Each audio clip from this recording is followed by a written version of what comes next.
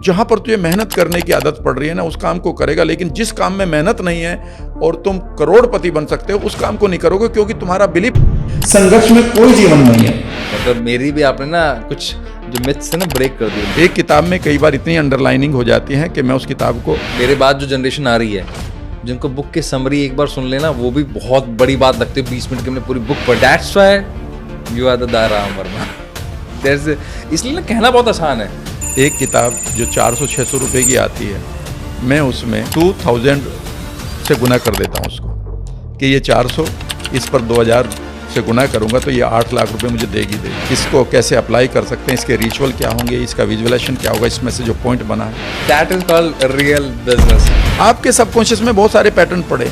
डर लगता है, 100 बार हाथ धोते हो, रात को नींद नहीं आती, करवट बदल रहे हो, गुस्सा आता है, ये सब सबकॉन्शियस के पैटर्न बन चुके हैं। इनको आप हटाना नहीं जानते, एनएलपी इनको हटाना जानती है। फिर भी उस लूप पे फंस जाता हूँ, बाहर नहीं आ पाऊँ। कमाऊंगा थोड़ा बहुत, पूरी कमाई भी नहीं कर पाऊंगा, क्योंकि मेरे पास सरकारी नौकरी नहीं है, मेरे पास बहुत बड़ा जॉब भी नहीं है, मैं ज़्यादा पढ़ा लिखा भी नहीं हूँ, मुझे अंग्रेजी भी नहीं आती है, और मेरी बैकग्राउंड भी बहुत अच्छी नहीं है। एक छोटे से गांव में छोटी सी ज़मीन का टुकड़ा है मेरे पास, उसमें तो एक आदमी का भी खर्चा नहीं चलेगा, परिवार का तो छोड़ो। उस समय मेरे पास एक ही तरीका था कि या तो अब बदलना है, इसमें इन्वेस्टमेंट करना होगा, नंबर 1 समय का, और दूसरा पैसे का। मैं आज भी अपने पैसे को अपने ऊपर खर्च करता हूँ, और मैं जानता हूँ कि एक प्लॉट भी खरीद सकता हूँ, लेकिन मुझे मालूम है कि इतना पैसा मैं अपने ऊपर लगा दूंगा। डियर फैमिली, आज आप सबका स्वागत है हमारे शो आपका विकास योर ग्रोथ के अंदर, जिनको मैं कितने सालों से फॉलो कर रहा हूँ, जिनको हमने यूट्यूब पर देखा है, यूट्यूब पे भी नहीं कहूँगा, मैं टीवी पे देखा है, क्योंकि हमने यूट्यूब पे टीवी पे लगा रखा है, जिनसे ये समझा है कि पर्सनल लाइफ में कैसे ग्रोथ करनी है, प्रोफेशनल लाइफ में कैसे ग्रोथ करनी है, या यूँ समझिए ज़िंदगी कैसे जीनी है। उन शख्सियत को जब मेरे को रूबरू होने का मौका मिला, जितने कितने टाइम से मैंने मैनिफेस्ट कर रखा था, मुझे मिलना है, आज मैं उनको, मेरे अनकहे मेंटोर हैं, क्योंकि कभी डायरेक्ट मैंने मेंटोरशिप नहीं ली उनसे, और पता नहीं कितने ही लोगों की लाइफ में कितने बड़े बड़े बदलाव ला दिए। वो श्री राम वर्मा जी आज हमारे साथ हैं, और आज मैं आपको उनके सामने साथ रूबरू कराने वाला हूँ। Ram Verma sir, thank you so much इस शो में आने के लिए। धन्यवाद। Thank you sir, thank you very much, दिल से धन्यवाद। Thank you sir. क्योंकि जितना मैंने आपके बारे में सुना है, जितना मैंने पढ़ा है, आप वो शख्सियत हैं जो हिंदुस्तान के अंदर एनएलपी वर्ड को लेके आए थे, एनएलपी शब्द को लेके आए थे। क्या मैं सही कह रहा हूँ सर? हाँ, लेकिन मेरे से पहले तो आ गया होगा यहाँ पर कोई ना कोई, लेकिन मैंने इस टेक्निक को अप्लाई करना अपने ऊपर सीखा। सबसे पहले I became the client of my own skills, जो भी मैं सीख रहा था, और फिर मुझे पता चला कि ये जो एनएलपी है, जितना लोगों को पता होना चाहिए उतना नहीं पता है। फिर मैंने अपने माइंड के ऊपर काम करना शुरू किया, क्योंकि मुझे ज़रूरत थी उस टाइम। सर आप बता सकते हैं ज़रूरत मतलब क्या, थोड़ा सा अगर आप बताना चाहें तो। हाँ, ज़रूरत ये थी कि बचपन से मेरे पास कुछ एक ट्रॉमाज थे, लाइफ के ट्रॉमाज का मतलब होता है हादसा, और उनकी वजह से मैं माइग्रेन का शिकार हो गया था बचपन में ही। और उस माइग्रेन को ठीक करने में मैं बहुत सारे डॉक्टर्स को, वैद्य को, उसके बाद जो थोड़ा बड़ा हुआ तो ये माइग्रेन मेरे गट पर चला गया। फिर मैं एसिडिटी का पेशेंट हो गया। एसिडिटी यहाँ तक बढ़ी कि मुझे एमएससी छोड़नी पड़ी अपनी, और वो भी यूनिवर्सिटी से, क्योंकि मुझे ऐसा लगा, डॉक्टर ने कहा कि तुम्हारा ये पेप्टिक अल्सर बदल रहा है अपनी नेचर, ये फट भी सकता है, फिर ये फैटल हो सकता है। तो उसके आगे चला, थोड़े दिन बाद पता चला कि पैरों में दर्द होने लगा, सूजने लगे, तो एक डॉक्टर को दिखाया। वो बड़े डॉक्टर है वेस्टर्न यूपी के, उन्होंने कहा कि तुम चल नहीं पाओगे, ये तो यार ये तो र्यूमेटॉइड अर्थराइटिस है। और जब मैं उसके बारे में जानता था, क्योंकि मैं उस समय एक सेल्समैन था मेडिकल कंपनी में, मैंने कहा सर इस बीमारी को तो मैं जानता हूँ, पर ये मेरे साथ हो क्यों रहा है सब कुछ, बाल गिरने लगे थे। तब उन्होंने कहा कि ये बेसिकली सारी मेंटल स्ट्रेस है।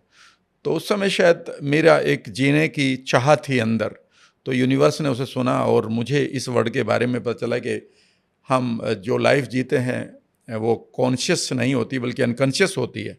यानी कि आपके जितने भी पैटर्न हैं वो आपके अनकॉन्शियस में पड़े हैं। 2-4 पैटर्न आप कह सकते हैं कि भाई गाड़ी आप चला रहे हो तो आपने गड्ढा देखा, ये आपका कॉन्शियस है, लेकिन गड्ढा देखते ही जो पैर एकदम से ब्रेक पर जाता है, ये अनकॉन्शियस है, ठीक है ना। तो इस पैटर्न को तो हम जानते नहीं, तो मैंने इसको स्टडी करना शुरू किया, तब मुझे एनएलपी मिली, और फिर मैंने एनएलपी से अपने इश्यूज़ को रिजॉल्व किया, और ऐसा रिजॉल्व किया कि जो चीज़ ऐसी लगती थी ये मुश्किल है, वो कुछ एक हफ्तों में और महीनों में गायब हो गई।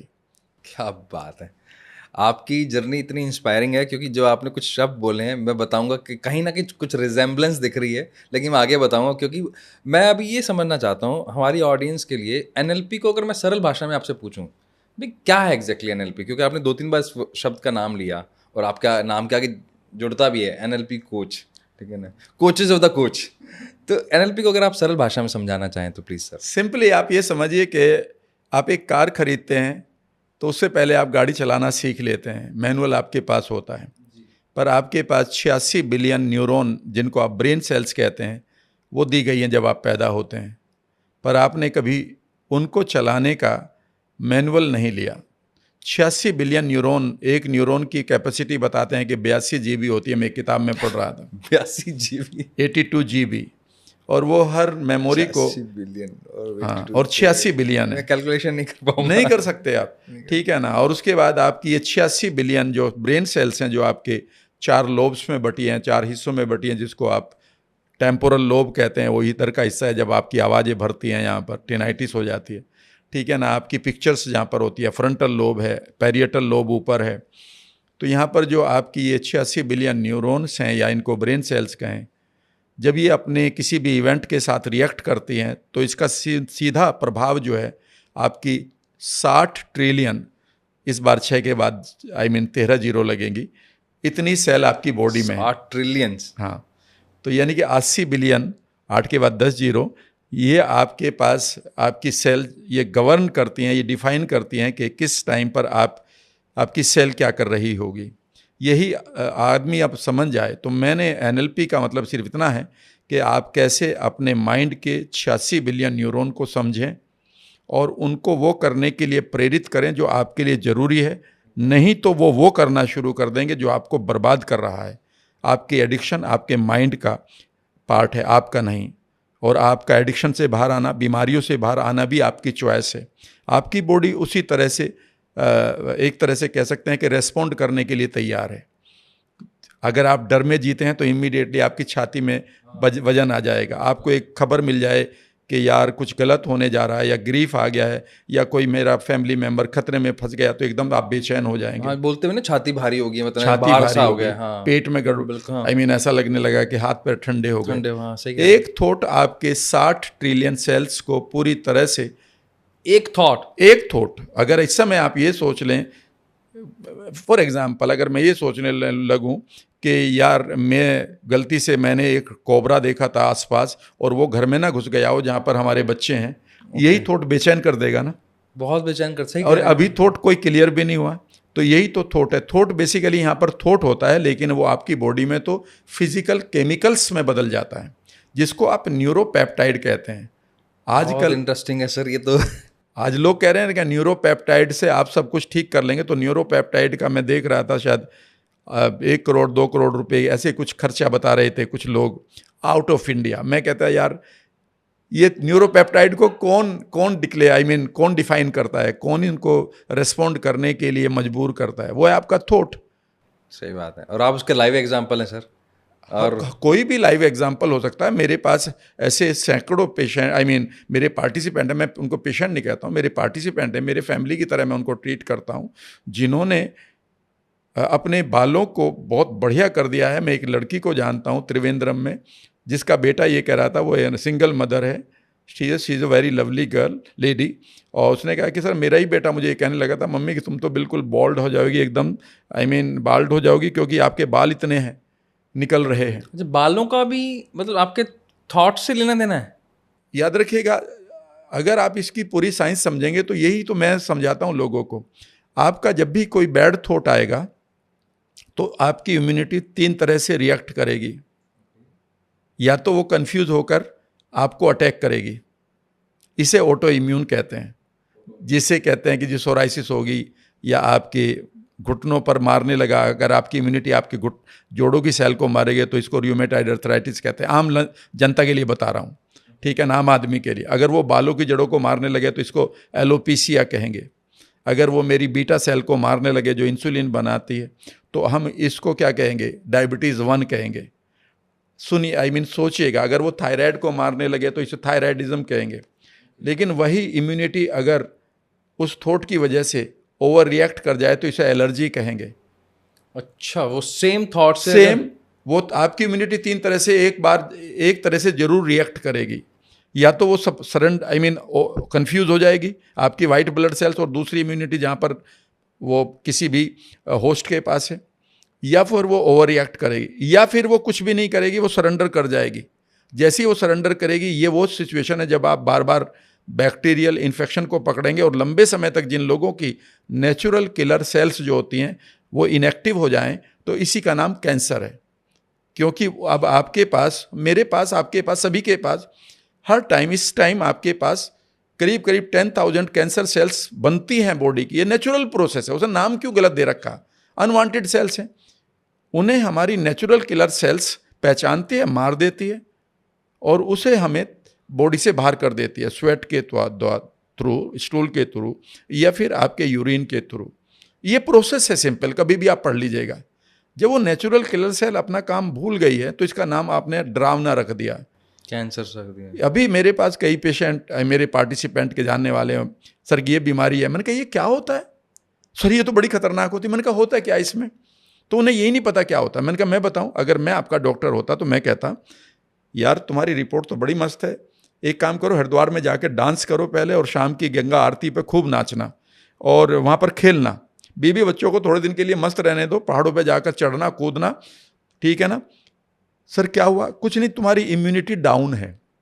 ओके, इतना सा है। और कुछ एक सेल ने अपना बिहेवियर बदल लिया है, जिनको समय से मरना था वो मर नहीं रही, क्योंकि इम्यूनिटी उन्हें मारना चाह रही थी, वो मर ही नहीं। वो ताकतवर हो गई ज़्यादा। वो आपकी इम्यूनिटी जैसे ठीक होगी या मरना शुरू हो जाएगी, तो उसके लिए क्या करना? मैंने कहा तेरे अंदर कोई ना कोई बेकार का थॉट पड़ा है। पहला थॉट तो यह है कि तेरे पास कोई पेनफुल मेमोरी है, वो NLP में आके सीख ले।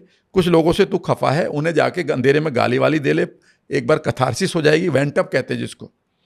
कुछ लोगों को तुझे माफ़ करना है, तूने माफ़ नहीं किया, कहीं तेरी अपनी सेल्फ इमेज बर्बाद है, उसे ठीक कर ले, ये 8 दिन में तू ठीक ठाक होके आ जाएगा। वो लोग आदमी कहते सर वो तो जेनेटिक है। मन का इसका मतलब आपको यही नहीं पता है कि जेनेटिक तो रही नहीं बीमारी। आप पढ़ लीजिएगा 1970 में, अब नई जो साइंस आई है, जो डॉक्टर्स को पढ़ाई जा रही है, जिसमें एपिजेनेटिक्स है, उसमें तो ये बताया गया है कि every thought is changing your genetic expression. Her thought आपका जेनेटिक एक्सप्रेशन बदल रहा है। जीन नहीं बदलेगी, जीन एक व्हाइट बोर्ड की तरह है लेकिन व्हाइट बोर्ड पर तो हर रोज आप बदल देते हैं क्या लिखा है, वहाँ उसको मिटा। हाँ सही बात है। तो आप एक्सप्रेशन तो डेली बदल सकते हैं ना। Agreed, 100% agreed. तो अगर हम इतने से बिलीफ को ही लोगों को देना शुरू कर दें, पर इस पर भी कई बार लोग हमें गाली देने लगते हैं, सर आप कैसे कह सकते हो ये ठीक हो सकता है? मैंने कहा यार अगर मैंने कह दिया ठीक हो सकता है और किसी ने सचमुच में ठीक कर लिया, क्योंकि ऐसे मेरे पास एक नहीं करीब करीब 40,000 रेफरेंसेज हैं जो किताबों में मैंने पढ़े हैं, जिन्होंने 4th स्टेज के कैंसर को ठीक कर लिया। सर वैसे मतलब एक तो ना, पहली बात तो आई एम हाईली इम्प्रेस, क्योंकि आपने इतनी टिपिकल टफ, जिसको आप बोल रहे हो बुक्स पढ़ लो। सर एक्चुअली बुक्स पढ़ने में समस्या ये है कि वहाँ पे ना टफ साइंस लिखी हुई है, आम भाषा में नहीं। आपने साइंस को आर्ट की तरह बता दिया, इसलिए सुनने में ना इतना इंटरेस्टिंग लग रहा है और बिलीवेबल लग रहा है। क्योंकि एक तो आपने खुद ने अपने आप पे अप्लाई किया और ऑब्वियसली आप इतने सालों से कर रहे हैं। और वैसे भी सर सोसाइटी की समस्या है, अगर अच्छी बात बताते हैं ना उस पर विश्वास नहीं करते। ये तो मानते हैं हम इस बात को। ये बिल्कुल सही बात है, लेकिन मैंने हमेशा एक आर्ट सीखा है, मैं आपको बताता हूँ। वो आर्ट ये है कि आप मुझे कितना भी कॉम्प्लिकेटेड सब्जेक्ट दे दें, मैं उसे 50-100 बार पढ़ूंगा। ये मेरे अंदर कला है। I am not intelligent but I know how to start anything from beginning. चीज़ों को किसी भी, मैं कभी भी मैं तो बच्चों से भी कहता हूँ कि पेरेंट्स से कहता हूँ कि बच्चों को मत कहिए इंटेलिजेंट है, वो 4 सब्जेक्ट में इंटेलिजेंट हो जाएंगे। एग्रीड। फिर जैसे ही आप उनको 5वां चीज़ देंगे और वो कहेंगे यार यहाँ तो मैं 0 हो जाऊँगा और मेरी आइडेंटिटी की जो आइडेंटिटी वो मर जाएगी, तो वो तो आइडेंटिटी क्राइसिस में। उसे हमेशा ये कहिए कि ये बच्चा जिस काम को शुरू करेगा वो 0 से शुरू करके लर्न कर लेगा। तो मैंने ये आइडेंटिटी अपनी बना रखी है। तो मैं हमेशा ये कहा कि मुझे आप कोई भी सब्जेक्ट दे दें, मैं आपको बताऊं, मैंने एक किताब को आप यकीन नहीं करेंगे, और आपने मेरे अगर कभी पुरानी वीडियो को सुने तो उसमें मैंने बताया हुआ है कि मैंने एक किताब को 100 बार से ज़्यादा तो तब पढ़ लिया था जब मैं NLP सीख रहा था। एक ही किताब को? एक किताब को। The book was same but I was changing every time. मतलब मेरे पास ना वो नहीं है, एक्सप्रेशन नहीं है कि अभी मैं वेगस नर्व के ऊपर एक किताब को 5वीं या 6ठी बार पढ़ रहा हूँ, और 5वीं और 6ठी बार के जो पहले नोट्स थे, सर एक बुक, एक व्यक्ति से एक बुक नहीं खत्म होती। आप कह रहे हो कि एक ही बुक को आप इतनी बार पढ़ लेते मुझे हैं। एक इससे आज मुझे ये नहीं पता चलता है कि हमारे देश में बहुत सारे लोग मिलते हैं, सर मेरे से किताब नहीं पढ़ी जाती। मैंने कहा तू जिंदगी भर मेहनत कर लेगा किसी बॉस के जाके, लेकिन जहां पर तुझे मेहनत करने की आदत पड़ रही है ना, उस काम को करेगा। लेकिन जिस काम में मेहनत नहीं है और तुम करोड़पति बन सकते हो, उस काम को नहीं करोगे, क्योंकि तुम्हारा बिलीफ पहले ही बना रखा ना गांव के लोगों ने या किसी ने कि संघर्ष ही जीवन है। संघर्ष में कोई जीवन नहीं है। सर मतलब मेरी भी आपने ना कुछ जो मिथ्स से ना ब्रेक कर दिए। मैं भी कई बार जब अपने काम में थोड़ा बिजी हो जाता हूँ तो इसको टाल देता हूँ, और मुझे आपकी बात से ऐसा लग रहा है कि पहले ये जरूरी है, खाना खाने से पहले ज़्यादा जरूरी है कि आप पहले बुक पढ़ लो। मैं आपको बताऊं, अभी मैं आपके साथ पॉडकास्ट कर रहा हूं, कल भी मेरा पॉडकास्ट था, परसों भी मेरा पॉडकास्ट था। दिन में मुझे इतना टाइम नहीं मिल रहा कि मैं एक नैप ले लूं, और रात को सोने का टाइम अगर आप दिल्ली में हैं तो आप खुद समझ सकते हैं कि 11 बजे से पहले आप सो ही नहीं सकते, कुछ भी कोशिश कर लें, क्योंकि लोग ये मान लेते हैं कि इस टाइम तो वर्मा जी जागे होंगे, एक कॉल तो बनती है। और मेरे 15,000 लोगों के पास मेरा टेलीफोन नंबर होता है, ये मैं हमेशा देता हूँ। ये मैंने सुना भी था कि आप बहुत हम्बल और बहुत ही एक्सेसिबल हैं। अब गांव का रहने वाला हूं, पर मैं ये बताता हूं कि सुबह 4:48 पर मैं आज उठ गया था, और सबसे पहला मेरा काम होता है कि मैं एक गर्म पानी करता हूं, 1 कप, उसे सिप लेता रहता हूं, ठीक है ना, चाय वाय नहीं पीता हूं। और मैं इमीडिएटली अपनी स्टडी टेबल पर आ जाता हूं, जो दूसरे रूम में है, जहाँ पर मेरा स्टूडियो मेरे घर में ही बना हुआ है, एक मेरा ऑफिस में स्टूडियो है। और मैंने एकदम से किताब लेता हूँ और नोट्स बनाना शुरू कर देता हूँ। एक किताब में कई बार इतनी अंडरलाइनिंग हो जाती है कि मैं उस किताब को दोबारा ऑर्डर करता हूँ। मेरे पास कई बार 2-2, 3-3 किताबें आपको मिलेंगी एक ही। बहुत इंटरेस्टिंग है सर, मतलब इस तरह से तो कभी सोचा ही नहीं हमने, सीरियसली। हम लोग तो वो जनरेशन में हैं, मतलब मेरे बाद जो जनरेशन आ रही है, जिनको बुक की समरी एक बार सुन लेना वो भी बहुत बड़ी बात लगती है। 20 मिनट की हमने पूरी बुक पढ़ ली, उनको लगता है पूरी बुक पढ़ ली हमने समरी से। मतलब that's why you are the Dharam Verma. इसलिए ना कहना बहुत आसान है कि यार देखो ऑनलाइन पे काम कर लिया कितने बड़े, उसके पीछे का प्रोसेस ये है जो आप बता रहे हो आप, और ये बहुत इंटरेस्टिंग है। ये सच में आपको आउटस्टैंड करता है और सोचने का तरीका चेंज करता है कि पीछे की जो मेहनत है ना, बैक स्टेज जो हो रहा है, वो किसी को दिखता नहीं। वो आज आपने बताया sir, thank you so much उसके लिए। तो पहले बहुत बहुत आप भी किताब खूब पढ़ा करें, और सबसे मैं कहूँगा एक किताब जो 400-600 रुपये की आती है, मैं उसमें, ठीक है ना, 2000 से गुना कर देता हूँ उसको, कि ये 400, इस पर 2000 से गुना करूँगा तो ये 8 लाख रुपए मुझे देगी। इसे बढ़िया सी इसकी समरी बनाऊँगा, वो नहीं जो बिना मतलब कहीं से गूगल से उठा ली। इसको कैसे अप्लाई कर सकते हैं, इसके रिचुअल क्या होंगे, इसका विजुअलाइजेशन क्या होगा, इसमें से जो पॉइंट बना है, और उसे मैं फिर अपने 10 वीडियो बना दूंगा, और वो 10 वीडियो फिर आप जानते हैं कि क्या तहलका करेंगे। मतलब क्या, मतलब इसे बोलते हैं that is called real business, कि हाँ भैया आप पढ़ो और फिर पढ़ाओ। अगर मैं इसको बिजनेस भी बोलूँ तो इसमें गलत क्या है? क्या गलत है? और किताब पढ़ना एक ऐसा काम है जिसमें कुछ भी नहीं करना, आपको किताब का पेज पलटना 4 मिनट के बाद। ये आपने एक स्पीड भी बता दी कि 4 मिनट तो कम से कम लगने चाहिए इस पे। बहुत इंटरेस्टिंग है सर। ओके सर, एक बात जानना चाहता हूँ, ये मेरी ऑडियंस को, क्योंकि मैं भी ब्रेन का स्टूडेंट हूँ, ऑब्वियसली हम आप लोगों से आपसे सीखते हैं।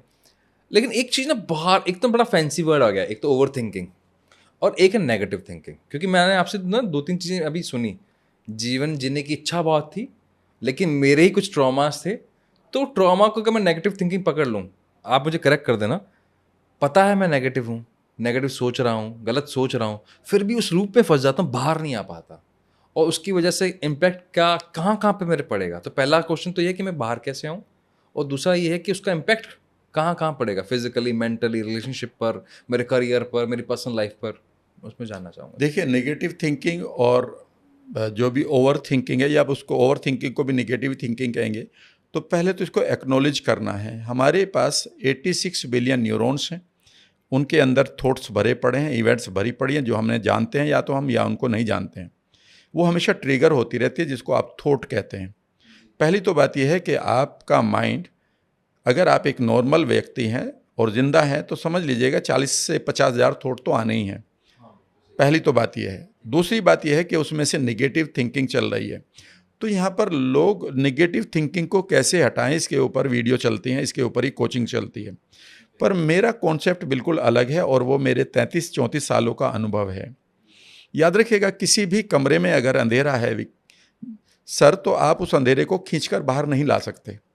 हाँ, मतलब लाइट जला के आपको वहाँ पर लाइट ले जानी पड़ेगी, यानी कि 20 पैसे की जो कैंडल है वो आपका काम कर देगी। लेकिन हम क्या करते हैं, उस अंधेरे से लड़ रहे हैं। और मंदिर में जाकर भी कई बार आरती भी यही कहते हैं कि मेरे जीवन से अंधकार दूर करो हे ईश्वर, और भगवान को भी कंफ्यूज कर देते हैं, ये आदमी मांग क्या रहा है। अंधेरा दूर नहीं होगा, असलियत में आपको वहाँ पर एक कैंडल ले जानी पड़ेगी। हमारे जीवन में और बाग में एक समानता है, स्पेशली जीवन में अगर मैं कहूँ सबकॉन्शियस में और हमारे बाग में एक बहुत ही खूबसूरत समानता ये है कि जैसे बाग में एक पौधे को बचाने के लिए आपको मेहनत करनी पड़ती है, माली लगाना पड़ता है, बचाना पड़ता है। हाँ, मौसम से भी, मौसम से बचाना पड़ता है, हवा से बचाना पड़ता है, आंधी से बचाना पड़ता है। लेकिन अगर वहाँ पर आप कुछ भी मेहनत न करें, झाड़ झंकाड़ अपने आप पैदा हो जाएंगे। हाँ, होते हैं सर, ये नेचर है। इसको बोला ना। हाँ। बिल्कुल ऐसा ही आप कर रहे हैं। जब आप नेगेटिव थिंकिंग के शिकार हो रहे हैं तो आप समझ लीजिएगा कि आपने अपने मानसिक बाग में झाड़ झंकाड़ को पैदा कर दिया है, क्योंकि आप वहाँ एक अच्छा पौधा लगाने में चूक गए हैं। आम आदमी ये मानता है, विद ड्यू रेस्पेक्ट, यहाँ पर ऐसा लगेगा कि मैं मार्केटिंग कर रहा हूँ। मुझे बड़ा दुख होता है कि एक आदमी के पास जब वो पैदा होता है कितनी पोटेंशियल होती है, लेकिन वो सुनने के लिए तैयार नहीं होता आम आदमी। कि जब मैं उससे कहता हूँ कि तू सिर्फ विचारों पर काम कर, अपने बिलीफ पर काम कर, ये पुरानी जो इम्प्रिंट पड़े हैं इसको एक मेरे से कला सीख ले, इन्हें बाहर निकाल दे। ये जो तेरे अंदर बीमारी है, ये तेरा पाला हुआ थॉट है, जो बीमारी के रूप में पैथोलॉजिस्ट आपको केमिस्ट्री के रूप में दिखाता है, बायोलॉजी के रूप में दिखाता है। बेसिकली ये सिर्फ थॉट आया था, उस थॉट को तू अंदर से निकाल सकता है। लेकिन वो कहता है नहीं नहीं, माइंड के बारे में तो मैं ही तुम्हें पढ़ा दूंगा। कई बार लोग मुझे पहचान लेते हैं और वो कहते हैं अच्छा आप तो माइंड के ट्रेनर हो। आई सेड यस, मैं माइंड का बिल्कुल भी ट्रेनर नहीं हूँ, मैं तो स्टूडेंट हूँ। लेकिन वो फिर मुझे पढ़ाने लगते हैं, मैं बताता हूँ माइंड कैसे काम करता है। और उसके बाद फिर वो एक समोसा खाएगा, फिर दूसरा खाएगा, फिर सिगरेट भी पिएगा, और फिर मुझे बताएगा पावरफुल माइंड कैसे बनाया जाता है। मैं हंसता रहता हूँ। मजेदार है जिंदगी, बहुत मजेदार है। कई बार लोग मुझे बताते हैं, सड़क में बीच पर मिल जाते हैं, एयरपोर्ट पे मिल जाते हैं, बगल में बैठ जाते हैं, और फिर मुझे बताते हैं कि सबकॉन्शियस में क्या क्या कमी होती है, उसको कैसे ठीक किया जाता है। गजब सर, गजब, मतलब मानना पड़ेगा। हमारे यहाँ पे तभी बोलते हैं रायचंद बहुत है। कई बार तो मैं कहता हूँ सर मैं नोट्स बना लो थोड़ा सा, अगर आप समय दे दे तो मैं आपका नाम भी डाल दूंगा, अपनी किताब लिखूंगा, भाई तुम कर क्या रहे हो। अरे वाह, बहुत बढ़िया सर। मैं सर इस बात से ना बिल्कुल इत्तेफाक इसलिए रखता हूँ, लोग ना जब किसी चीज़ को लेकर सीरियस होंगे ना, जैसे मान लो बच्चे को लेकर हैं, स्कूल डिसाइड करना है, डॉक्टर, तो ना उस बहुत रिसर्च कर लें क्या करें क्या करें। लेकिन जब अपने बारे में बात करनी है, लाइफ स्पैन के बारे में बात करनी है, तो अड़ोसी पड़ोसी से पूछ लेंगे, किसी से कुछ भी पूछ लेंगे, किसी से किसी भी बात कर लेंगे, तब उनको एक्सपर्ट नहीं चाहिए। तब वो लगता है हाँ ठीक है। लाइफ को बड़ा हिट एंड ट्रायल के रूप में लेते हैं, पता नहीं ये है, लेकिन मैक्सिमम है लोगों के साथ है। कैजुअल अप्रोच हमेशा कैजुअलिटी क्रिएट करती है। जब भी आप कैजुअल होंगे तो कैजुअलिटी आएगी। कैजुअलिटी ऐसे ही नहीं आई, आप बड़े कैजुअल रहे, बड़ी मेहनत करिए। ये तो पंच लाइन है सर। अगर मैं 34 साल की उम्र में एक निर्णय ना लेता कि लाइफ या तो गई, या तो मैं अब जिंदगी भर कमाऊंगा थोड़ा बहुत, पूरी कमाई भी नहीं कर पाऊंगा क्योंकि मेरे पास सरकारी नौकरी नहीं है, मेरे पास बहुत बड़ा जॉब भी नहीं है, मैं ज़्यादा पढ़ा लिखा भी नहीं हूँ, मुझे अंग्रेजी भी नहीं आती है, और मेरी बैकग्राउंड भी बहुत अच्छी नहीं है। एक छोटे से गांव में छोटी सी ज़मीन का टुकड़ा है मेरे पास, उसमें तो एक आदमी का भी खर्चा नहीं चलेगा, परिवार का तो छोड़ो। उस समय मेरे पास एक ही तरीका था कि या तो अब बदलना है, और बदलने के लिए मुझे दो चीज़ों का नुकसान यानी कि इस इन्वेस्टमेंट करना होगा। नंबर एक समय का, और दूसरा पैसे का। मैं आज भी अपने पैसे को अपने ऊपर खर्च करता हूँ, और मैं जानता हूँ कि एक प्लॉट भी खरीद सकता हूँ, लेकिन मुझे मालूम है कि इतना पैसा मैं अपने ऊपर लगा दूंगा कि भाई विकास जी के मैं अपनी ब्रेन मैपिंग करवा लेता हूँ। आप ब्रेन मैपिंग के एक्सपर्ट हैं, ठीक है ना। मैं इस न्यूरो साइंस को समझ जाता हूँ, तो मुझे पता है कि मैं अब जिंदगी भर ये 10 प्लॉट में कन्वर्ट कर दूंगा 5 लाख को। क्या बात है, क्या थॉट है सर, बिल्कुल सही है। और मैं अपने आप को यंग रखूंगा। 65 साल का मैं हो चुका हूँ। मुझे आज तक ये नहीं लगता है कि जब कई बार लोग, आप जैसे लोग कहते हैं सर आप यंग दिखते हैं, मैं कहता हूँ और बूढ़े कैसे लिखेंगे भाई? अगर आप नहीं बताओ ना सर क्या 65 के, तो मैं अभी आपको आधार कार्ड दिखा सकता हूँ लोगों को, आप ये उसका तो मैंने सुना था। अदरवाइज मतलब मैं जब घर से निकला था ना, मेरी जो धर्मपत्नी ने पूछा अभी आप, मैं कहा राम सर से। कहा, अच्छा। मैंने कहा कितने सर? ये 50-52 साल के होंगे। मैंने कहा चाचा जी की उम्र के होंगे। मैंने कहा 65 साल के हैं, ये सुन क्या बोल रहे हैं। मतलब क्योंकि हमने, मेरे फादर साहब रिटायर हैं, मेरे फादर इन लॉ रिटायर हैं, तो हमने देखा है वाइट बाल हो गए, जैसे एक सिस्टम होता है, हल्का सा पेट बाहर आ गया। आप सीरियसली तो you are looking handsome and by God grace you are fit and fine and ये जो आपने एग्जांपल सेट किया, मेरा एक सर यहाँ पे एक सवाल है। एक तो आज से 33 साल पहले वो थॉट कैसे आया आपके पास में जब आप बीमार हुए कि इतना प्रोग्रेसिव माइंड? क्योंकि नॉर्मली तो सरेंडर हो जाता है आदमी, ठीक है अब क्या कर सकते हैं, और ये इतना एडवांस थॉट कैसे आया आपके बारे में, अगर if you want to share? ये ना, कई बार जब आप एक लॉ ऑफ अट्रैक्शन को बढ़िया तरीके से समझते हैं ना, मैंने बहुत काम किया लॉ ऑफ अट्रैक्शन पर, वो तो समय नहीं मिलता क्योंकि मैं वेलनेस में ही इतने लोगों को हेल्प करने के लिए मेरे सामने खड़े होते हैं।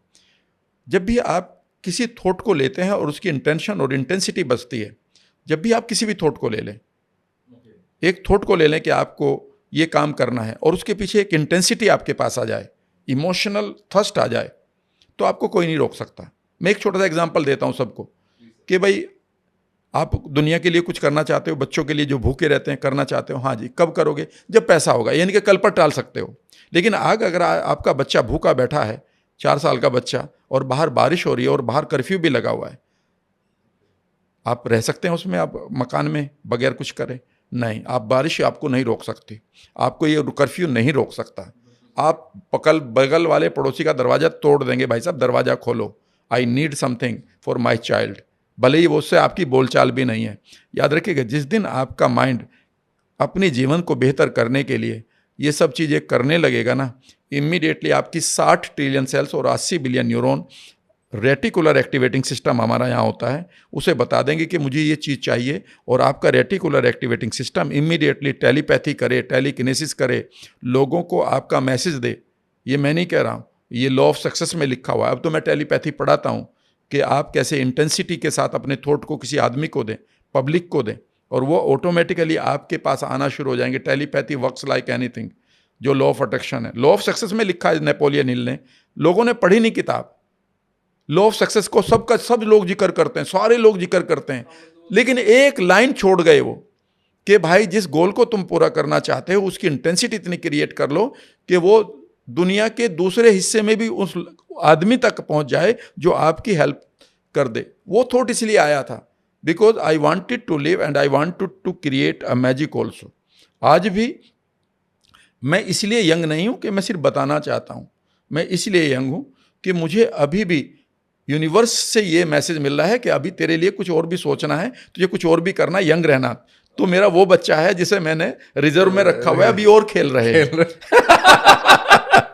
ये बढ़िया था, आपकी डायरेक्ट बात होती है, डायरेक्ट। और मैं एक बात बताता हूँ, मैं आज आपको एक चीज़ बताता हूँ, मैं जब भी कोई किताब पढ़ता हूँ और उसे जब 5 बार पढ़कर उसके कॉन्सेप्ट को क्लियर कर लेता हूँ, मैं एकदम से आंख बंद करके यूनिवर्स से कहता हूँ कि तुम मेरे फादर हो, मैं इसके लिए क्वालिफाई हो चुका हूँ, जब जरूरत पड़ेगी तो मुझे बता देना। वाओ, जरूरत नहीं पड़ रही कोई बात नहीं, मैंने तो सीख लिया। मैं पहले क्वालिफाई करता हूँ तब अट्रैक्ट करता हूँ। सर आपने बहुत इंपॉर्टेंट, जो लोग कंप्लेन करते हैं ना कि मैं बहुत अच्छा सोचता हूँ, मैं किसी से गलत नहीं करता, मैं सारे काम भी कर लेता हूँ मैनिफेस्टेशन के जो करने हैं, लेकिन पूरे क्वालिफाई, ये वर्ड बहुत इंपॉर्टेंट। आपने खुद को क्वालिफाई तो किया नहीं। आप कह रहे कि पापा जो सारा के ना, जो 3 भाई और भी हैं, उनका भी बिजनेस मैं संभालूंगा, और तुम कौन हो? मैं एवं ही हूं। तो खुद सोचो कि फादर ही तुम्हें बिजनेस में नहीं आने देगा, क्योंकि तुम तो पागलपन करोगे। भैया पहले क्वालिफाई कर दो। तुम ये कह रहे हो कि मैं तो IIM का भी टॉपर हूँ, IIT का भी टॉपर हूँ, और मैंने तो बड़ी कंपनी को भी हैंडल करके देख लिया, तो फादर क्या, आपका तो दूर का रिश्तेदार भी ये कहेगा कि मेरी वाली कंपनी को भी तुम ही संभालो। वाह सर, ये ना बहुत बड़ा मिथ आज ब्रेक हो गया कि लॉ ऑफ अट्रैक्शन तब काम करता है या आपके सपने तब पूरे होते हैं जब आप उसके लिए क्वालिफाई करते हो। बहुत सर, लेकिन सर आपने ना इतने सारे वर्ड्स बोले हैं, मैं समझ नहीं पा रहा हूँ कि कहाँ से शुरू करूँ। लेकिन फिर भी मैं चाहता हूँ कि जो बहुत बहुत ज़्यादा आजकल यूज़ हो रहा है, कॉन्शियस माइंड और एक सबकॉन्शियस माइंड, क्या आप मुझे एज अ लेमैन एक आम भाषा में बता सकते हैं कि ये क्या है एग्जैक्टली और कैसे इसका यूज़ किया जाता है? हाँ प्लीज़। जब आप मेरे सामने बैठे हैं तो आप होश में हैं, जी सर। हाँ, ठीक है बिल्कुल, ना? हमें बिल्कुल होश तो में। होश की अंग्रेजी अवेयरनेस होती है, यानी कि आप अवेयरनेस में हैं। हिंदी में इसे बोध भी कहते हैं कि आप अपने बोध में हैं। ओके, ठीक है सर। आप अपनी आंखों से जागृत अवस्था में मुझे देख रहे हैं, तो बिल्कुल मैं सर। कहूँगा ये अवेयरनेस की आंखें हैं। मेरे शब्द सुन रहे हैं, ये अवेयरनेस के कान हैं। अगर आपका हाथ रखा है तो आपको टेक्सचर महसूस हो रहा है, टेम्परेचर, तो मैं कहूँगा ये अवेयरनेस यानी कि होश की फीलिंग है। ओके। होश की अंग्रेजी कॉन्शियस भी होती है, तो अवेयरनेस ही कॉन्शियसनेस है। इस समय आप ये एक गोल बना सकते हैं कि मुझे 10 लाख रुपए चाहिए कल। आप ये बोध बना सकते हैं कि मुझे ये चाय पीनी है। आप एक ये सोच सकते हैं कि ये यहाँ पर मुझे उठकर चलना है। ये आपके कॉन्शियस अभी आपके थॉट हैं। Is that right? लेकिन अगर मैं कहूँ कि आप किसी हीरो के बारे में सोचिए या prime minister of India Narendra Modi ji के बारे में सोचिए, तो वो पिक्चर बन चुकी है आपके माइंड में। अगर मैं कहूँ एलिफेंट टाइगर के बारे में सोचिए, वो भी बन चुकी। आप अपने बेटे के बारे में सोचिए, वो पिक्चर भी बन चुकी। परिवार के बारे में सोचेंगे, पिक्चर बन चुकी है। पर वो तो लोग आपके सामने नहीं है, सामने तो मैं और आप हैं।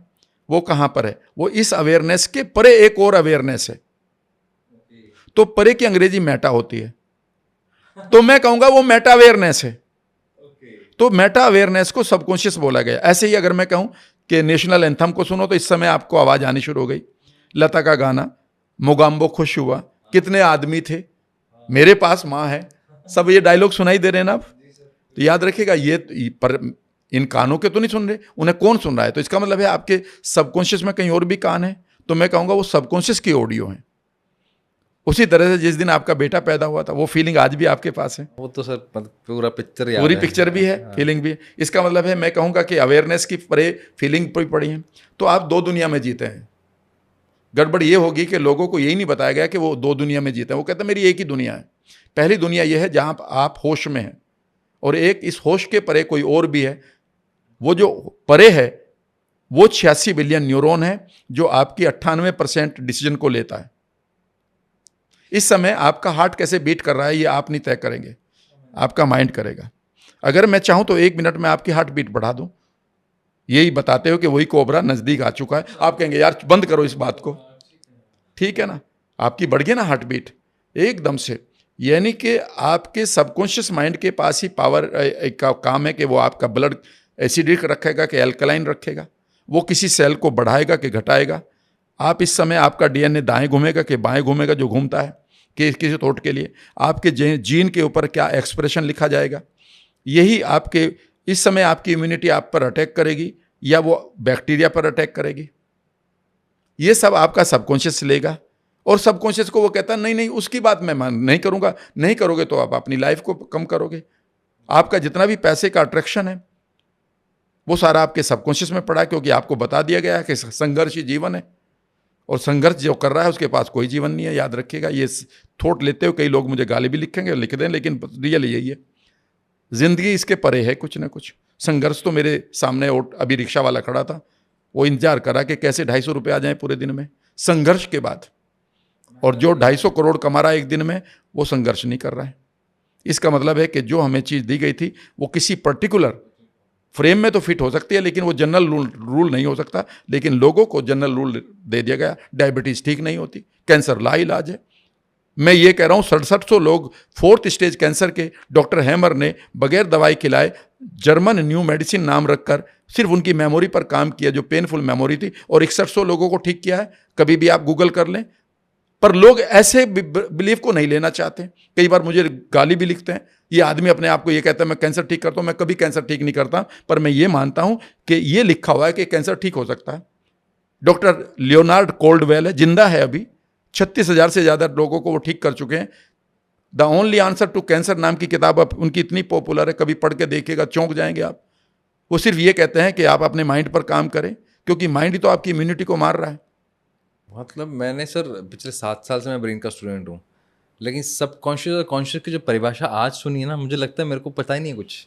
और इसमें मतलब भी जितना इतनी सरलता से आपने इन चीज़ों को बता दिया ना, मतलब इसमें भी मैं एक चीज mesmerize हो गया हूँ। एक चीज बताऊं सर, बताएं प्लीज सर।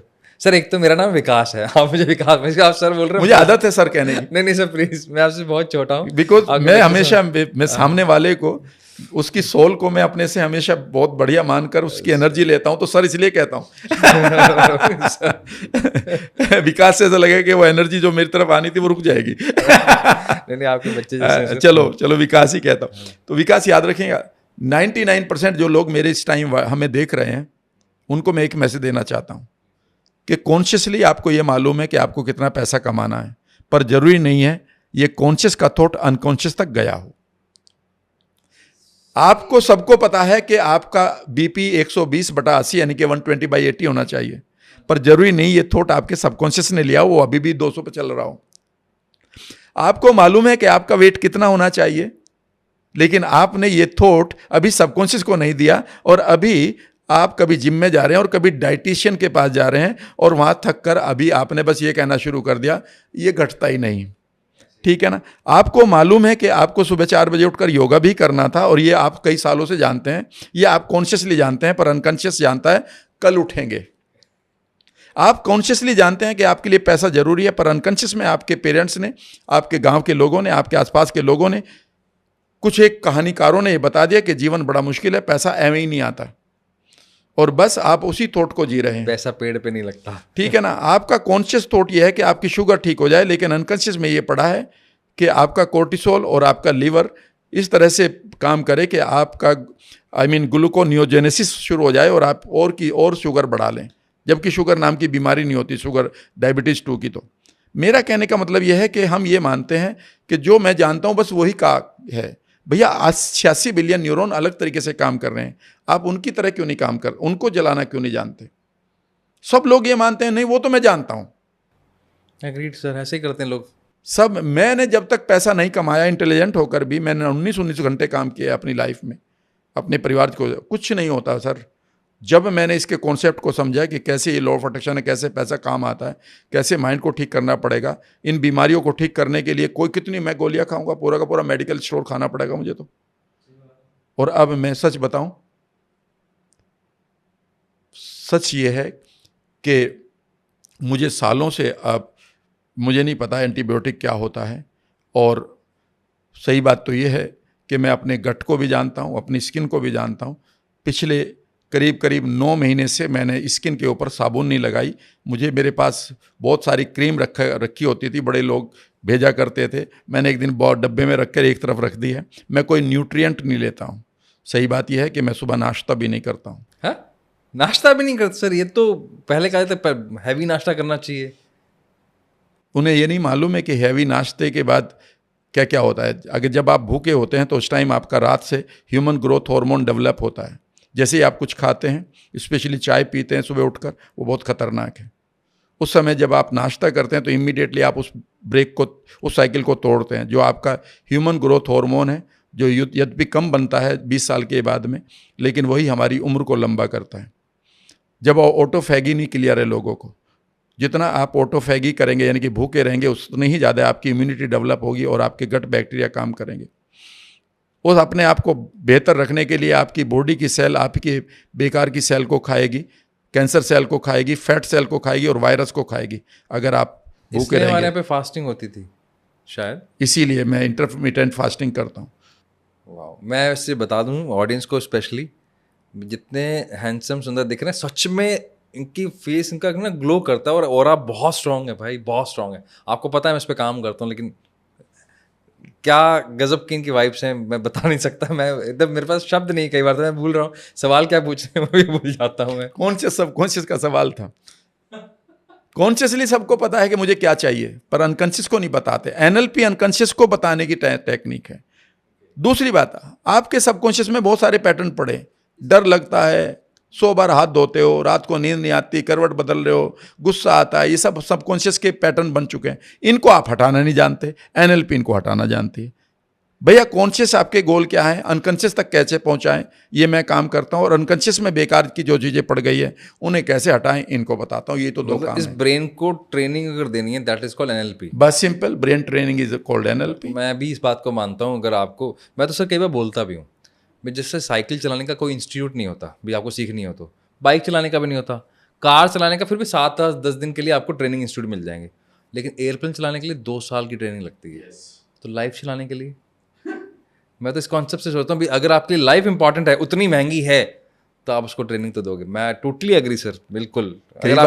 कई बार मैं ये कहता हूँ लोगों से कि भाई देख, मेरी 15 दिन की ट्रेनिंग है, 3 दिन में मैं तुम्हारी एंग्जाइटी खत्म कर दूंगा, जो 10 साल से तुझे नींद नहीं आती, 3 दिन में, और 3 दिन के बाद तू अपने पैसे वापस ले लेना। मैंने अपना मनी बैक गारंटी दिया हुआ है 15 दिन में से। पहले 2 दिन था, मैंने कहा तीसरा भी दिन जोड़ दो, क्योंकि तीसरे दिन एक अच्छी मैं टेक्निक सिखाता हूँ। तीसरे दिन भी मैं कहता हूँ कि अब छोड़ के चले जाओ, और जोर से बोलता हूँ कि देखो आपकी एंग्जाइटी खत्म होगी, इश्यूज खत्म हो गए, ट्रॉमा खत्म हो गए, आपकी बेकार की बातें बंद होगी दिमाग में। हाँ जी, टिनाइटिस पे फर्क पड़ गया, जो आपकी आवाज़ें बजती हैं, हाँ जी। मैंने कहा पैसे वापस ले जाओ। जाओगे कहाँ? लगेगी प्यास तो वो मेरे पास आएगा, मेरे खून का जायका ही ऐसा है। आपकी सरलता का, चलो मैं आपको बताता हूँ सर। मेरे एक मित्र हैं अमर चौधरी सर, और बहुत अच्छे स्पीकर हैं। कई बार बात होती है कि हमें ट्रेनिंग लेनी, जैसे मैंने भी आपको पहले बैक स्टेज भी जिक्र किया था कि हम सोच रहे थे कि आपसे मुलाकात करनी है, या उनका एक ही शब्द था, अगर NLP सीखूंगा ना मैं, तो मैं राम सर से सीखूंगा, नहीं तो नहीं सीखनी मुझे। ये उनका मतलब कब से हमारी बात चल रही है कि सीखनी यहीं पे है। या यूँ बोलूँ, इस वर्ड से जो अट्रैक्शन हुआ वो टुवर्ड्स आपकी तरफ हुआ। तो ये क्लैरिटी थी कि हाँ, क्योंकि आपकी जो सरलता है ना, वो सच में भाती है। और मैंने आपके कमेंट्स भी पढ़े, आपके यूट्यूब्स के नीचे जो लोग आपसे प्यार करते हैं, वो मैंने देखा बहुत प्यार करते हैं, बहुत प्यार करते हैं, कि सच में जो आपकी सरलता है। उन्हीं के लिए तो नहीं, आप जब आए थे बहुत ग्राउंडेड है सर इसमें में, तो मैं मतलब क्योंकि मैं देखो, मेरा अभी काम कोचिंग का है, तो ट्रेनिंग कम्युनिटी के साथ मैं कान पकड़ के माफ़ी मांग रहा हूँ। मुझे पता है बहुत जहाँ 4 बातें सुनाएंगे। ट्रेनिंग कम्युनिटी में क्या होता है सर, क्योंकि आपको अप्रिशिएशन बहुत मिलता है, तारीफ बहुत मिलती है ना, तो ईगो अपने आप बढ़ जाता है। एग्जैक्टली यही है, वो संभालना नहीं जानते, और समय से पहले घड़ा भर जाता है। हाँ, तो वो होता है सर। सर इसमें ना एक थोड़ा सा मैं सवाल पूछना चाहता हूँ, और मैं, आपकी इच्छा है उस पर आंसर देना ना देना, क्योंकि आपने सबकॉन्शियस माइंड की बात की, कॉन्शियस माइंड की बात की, आप RAS की भी बात कर रहे हैं। RAS पे हम इसके बाद आएंगे। लेकिन आजकल ना बहुत सारे पॉडकास्ट, बहुत सारे इन्फ्लुएंसर, या यूँ बोलें कि हमारा समाज चेंज हो रहा है। बात हो रही है एक्स्ट्रा मैरिटल अफेयर की, बात हो रही है वन नाइट स्टैंड की। मैं लिव इन के, मैं मतलब मेरे परसेप्शन में नहीं आता, मैं उसके कॉन्सेप्ट पे नहीं बिलीव करता। मेरा थॉट है लिव इन की, थ्रीसम की बात होने लग गई, ओपनली बात होने लग गई। आपके हिसाब से क्या ये मेरी पर्सनल प्रोफेशनल लाइफ, या पता नहीं, मुझे ऐसा क्यों लगता है कि इससे मेरा DNA भी डेप्रिसिएट हो जाएगा। आप मुझे से प्लीज़, क्योंकि आप इसको अच्छी तरह समझते हैं। बेसिकली जब ये चीज़ें कर रहे हैं, वो इससे परे जाना पड़ेगा, हमें बिहेवियर पर नहीं जाना, बिहेवियर के बीज पर जाना होगा। Whatever people are doing, why they are doing, ये मेरा सबसे पहला सवाल था। जब भी लाइफ में आप ग्रो करना चाहते हैं या और नए लेवल पर जाना चाहते हैं, स्पेशली ह्यूमन साइकोलॉजी में, तो हमेशा एक सेंटेंस को लो, why he is doing whatever he is doing. आपका बेटा ये क्यों कर रहा है जो वो कर रहा है? वो अगर शराब पी रहा है तो क्यों पी रहा है? सिगरेट पी रहा है तो क्यों पी रहा है? सिगरेट छोड़ रहा है तो क्यों छोड़ रहा है? याद रखिएगा, जब भी एक वाई आएगा तो वहाँ पर उसमें भी सिर्फ 2 ही चीज़ें आएंगी जो मेन है। आएंगी तो 6-7 उनको नहीं बता सकता, लेकिन 2 आएंगी उस समय। या तो वो किसी न किसी इंटरनल पेन को जी रहा है जिससे वो रिलीफ चाहता है, और रिलीफ का उसे रेफरेंस मिल गया कि सिगरेट रिलीफ दे देगी, वो अजमाली नहीं मिली, फिर उसे लगा कि सेक्स देगा, वो अब सेक्स की तरफ भाग रहा है, वहाँ भी नहीं मिला, फिर वो कहता है सेक्स विद इमोशन, किसी के साथ लिव इन कर लेता हूँ, फिर वो वहाँ से भी नहीं मिला, फिर वो कहता है यार इसमें नयापन कहाँ है। जो ह्यूमन नीड है ना विकास, वो ह्यूमन नीड 4 होती हैं। उन 4 ह्यूमन नीड की वजह से वो ये लिव इन कर लो, सेक्सुअल रिलेशनशिप कर लो, वन नाइट स्टैंड कर लो, और दूसरे जो भी है, मतलब हमारे समाज में वो एक तरह से एक्सेप्टेड नहीं है, और वो उसके लिए बहुत रूल होने चाहिए। फ्रीडम विदाउट रूल बड़ी खतरनाक होती है। हमारे यूथ को समझना चाहिए और पेरेंट्स को भी समझना चाहिए। याद रखिएगा, मेरा मन कर रहा है कि मैं चांदनी चौक में 300 की स्पीड से गाड़ी चलाऊं, I want it, it's my life. No, it's not your life. You are living in a society, और जहाँ पर एक सिम्बियोटिक रिलेशनशिप होगी आपकी। कई बार पिक्चर बनाने वाले कहते हैं हमने पिक्चर बनाई तुम मत देखो। अरे क्या बताऊं, क्या करूं मैं उसके साथ? मैं उसे समझाऊं, भाई तू पिक्चर बना रहा है, तुम तो ये कह रहे हैं कि मैं तुम्हारे घर में ह्यूमन शिट डाल के आऊं और तुम ना सूंघो। सही कह रहे हो फ्रीडम। भाई जब आप ये काम कर रहे हो तो you are enjoying your freedom. Freedom of expression तुम कर रहे हो, गाली दे रहे हो, लेकिन इस फ्रीडम ऑफ एक्सप्रेशन में अगर रूल नहीं लगेंगे तो गड़बड़ हो जाएगी। तो रूल विदाउट फ्रीडम जी रही है आज हमारी जनरेशन, और उन्हें पता नहीं वो कितनी बड़ी गलती कर रहे हैं, because at that time they think कि यही उनका इंस्टेंट ग्रेटिफिकेशन है। लेकिन सबसे पहले इसके पीछे जाना पड़ेगा। पीछे यह है कि उनकी अपनी सेल्फ इमेज 6 साल की उम्र तक बर्बाद हो जाती है। साइकोलॉजी कहती है कि हमारी अपनी सेल्फ इमेज 6 साल की उम्र तक बर्बाद हो जाती है। 6 साल की उम्र में? जी, पहले 2 साल तक अगर आप और गहराई तक पढ़ेंगे, मेरी साइकोलॉजी जितनी मैंने साइकोलॉजी को गहराई तक पढ़ा हुआ है, फिलोसफी को पढ़ा हुआ है, आप पहली लाइफ जो एक आदमी जो जिंदगी जीता है वो सिर्फ 2 साल की उम्र तक जीता है। जब जो भी आप कुछ करें, आपके बच्चे ने कहीं नुकसान कर दिया, पानी गिरा दिया, आप अरे अले my wonderful, so whatever you are doing you are getting appreciated. जो भी आप कर रहे हैं वो अप्रिशिएशन मिल रहा है। तीसरे साल में आपके हाथ में कलम आ गई, अब का ऐसे लिखो, ए ऐसे लिखो। अब आपको ये नहीं लिखा, you are not a good boy. अरे लिखा, चलो मैं तुम्हें स्टार देता हूं। और आपके बच्चे को पहली बार पता चलता है the world is called manipulation.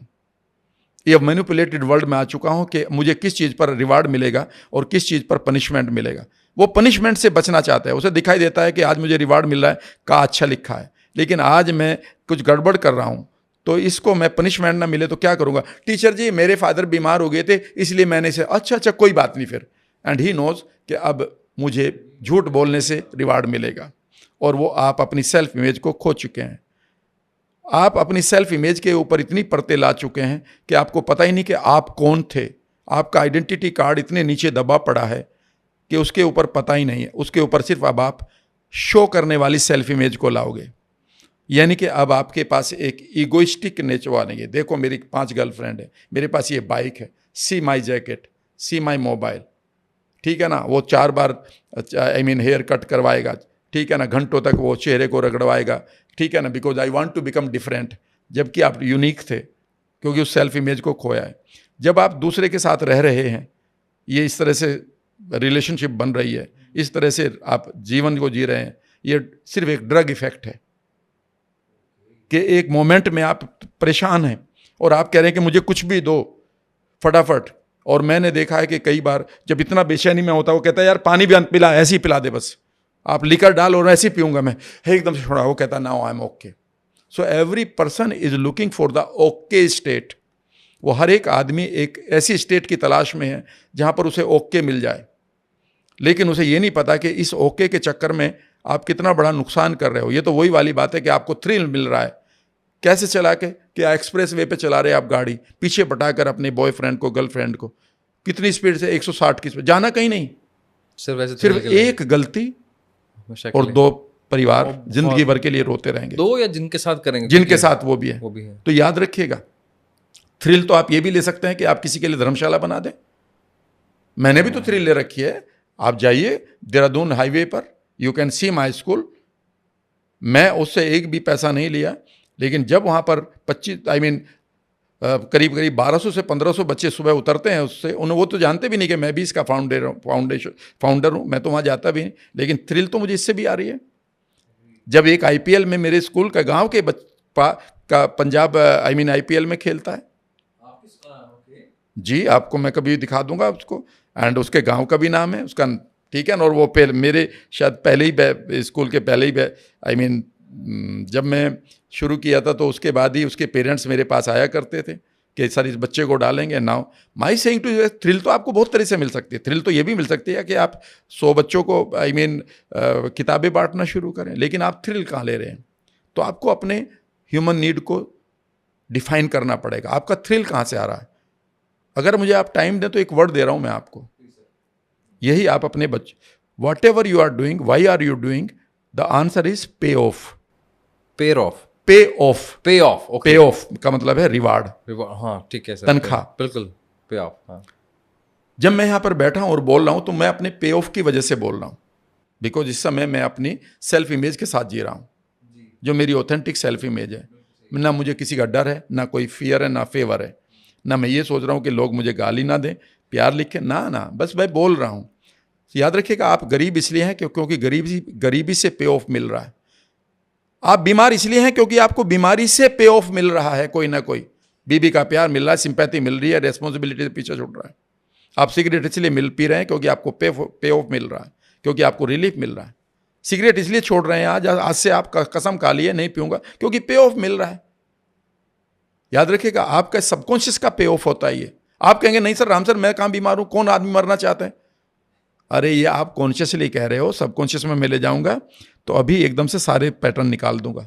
ये रे 90% लोग, 10 में से 9 लोग, आप उनसे कहेंगे कि बीमारी हो गई है, ये जानलेवा बीमारी है, हाँ, परिवार को खराब कर देगी, हाँ जी, पैसा बर्बाद कर देगी सारे परिवार का, सड़क पर ला देगी बच्चों को, हाँ, मैं आपको 2 ऑप्शन दे रहा हूं, लाइफ स्टाइल बदलोगे 6 महीने में ठीक हो जाओगे, या डॉक्टर के जाके ऑपरेशन करवाओगे जो यहां से सारा केस बिगड़ सकता है। 10 में से 9 लोग कहेंगे ऑपरेशन करवाना। याद रखिएगा, they are not exceptional people because they don't want to change. वही वाली बात है कि ना मेरी तरह से ठीक करो, they don't want to change. आपने 2-3 चीजें ऐसी सी बता दी। एक तो जो वर्ड दिया ना आपने सर, फ्रीडम विद रूल्स, ये बहुत इंपॉर्टेंट है। ये मुझे लगता है ये स्कूल में भी लागू होना चाहिए, पूरी तरह से कपल्स में लागू होना चाहिए। आप कैसे कह सकते हैं? मुझे तो कई बार मेरे पार्टिसिपेंट कहते हैं सर हम रिलेशनशिप में हैं, अब मैं बाहर जा रहा हूँ, रिलेशनशिप में होना चाहिए ना बाहर जाने के लिए। मैंने कहा भाई तेरे वाले में होगा, मेरे तो फादर मदर ने और मेरे पंडित जी ने 7 फेरे देते तो कहता था इससे बाहर नहीं जाओगे, बस बात खत्म है। तो उसी को बंधन बोलते हैं ना। विवाह बंधन क्या है? बंधन मतलब आपने एक प्रॉमिस कर लिया and now you are a man of words. अब जब आप कह रहे हैं इसमें भी फ्रीडम है तो बस ये तो रूल कोई भी फिर तो खत्म हो गया। सोचता हूँ कई बार कि शायद हम इतने सेल्फिश हो गए हैं कि जैसे किसी को डायबिटिक हो जाती है तो डॉक्टर पहले जाके क्या पूछता है, क्या आपकी फैमिली हिस्ट्री में कोई है जिसको, क्योंकि वो आपका डीएनए समझने की कोशिश कर रहा है, आपकी फैमिली हिस्ट्री। तो यानी कि मैं इतना सेल्फ सेंटर्ड हो गया व्यक्ति, अपने मजे के लिए, अपनी लाइफस्टाइल के लिए इतना खराब कर लिया अपना, ताकि हमारी आने वाली जो जनरेशन है वो और डाउन हो जाएगी। इससे ज्यादा बेवकूफ़ी क्या होगी? यस, बिकॉज आप लोगों को ये नहीं पता है कि लॉन्ग टर्म रिवार्ड्स क्या हैं और इंस्टेंट ग्रेटिफिकेशन क्या है। We are the prisoner of instant gratification. हमें सिखाया भी यही जाता है, आज इसने अच्छा काम किया इसको रिवार्ड दो, हाँ इसे बोलते हैं, ठीक है ना, हाँ। ठीक है ना। तो इंस्टेंट ग्रेटिफिकेशन के हम शिकार हो गए हैं। मतलब नहीं देना चाहिए। मतलब जैसे मेरा भी बच्चा है एक 14 साल का, तो मुझे क्या करना चाहिए? मतलब हमेशा लॉन्ग टर्म के गोल के ऊपर भी उसका ध्यान दे जाओ, उसको पूरा करते हुए देखो।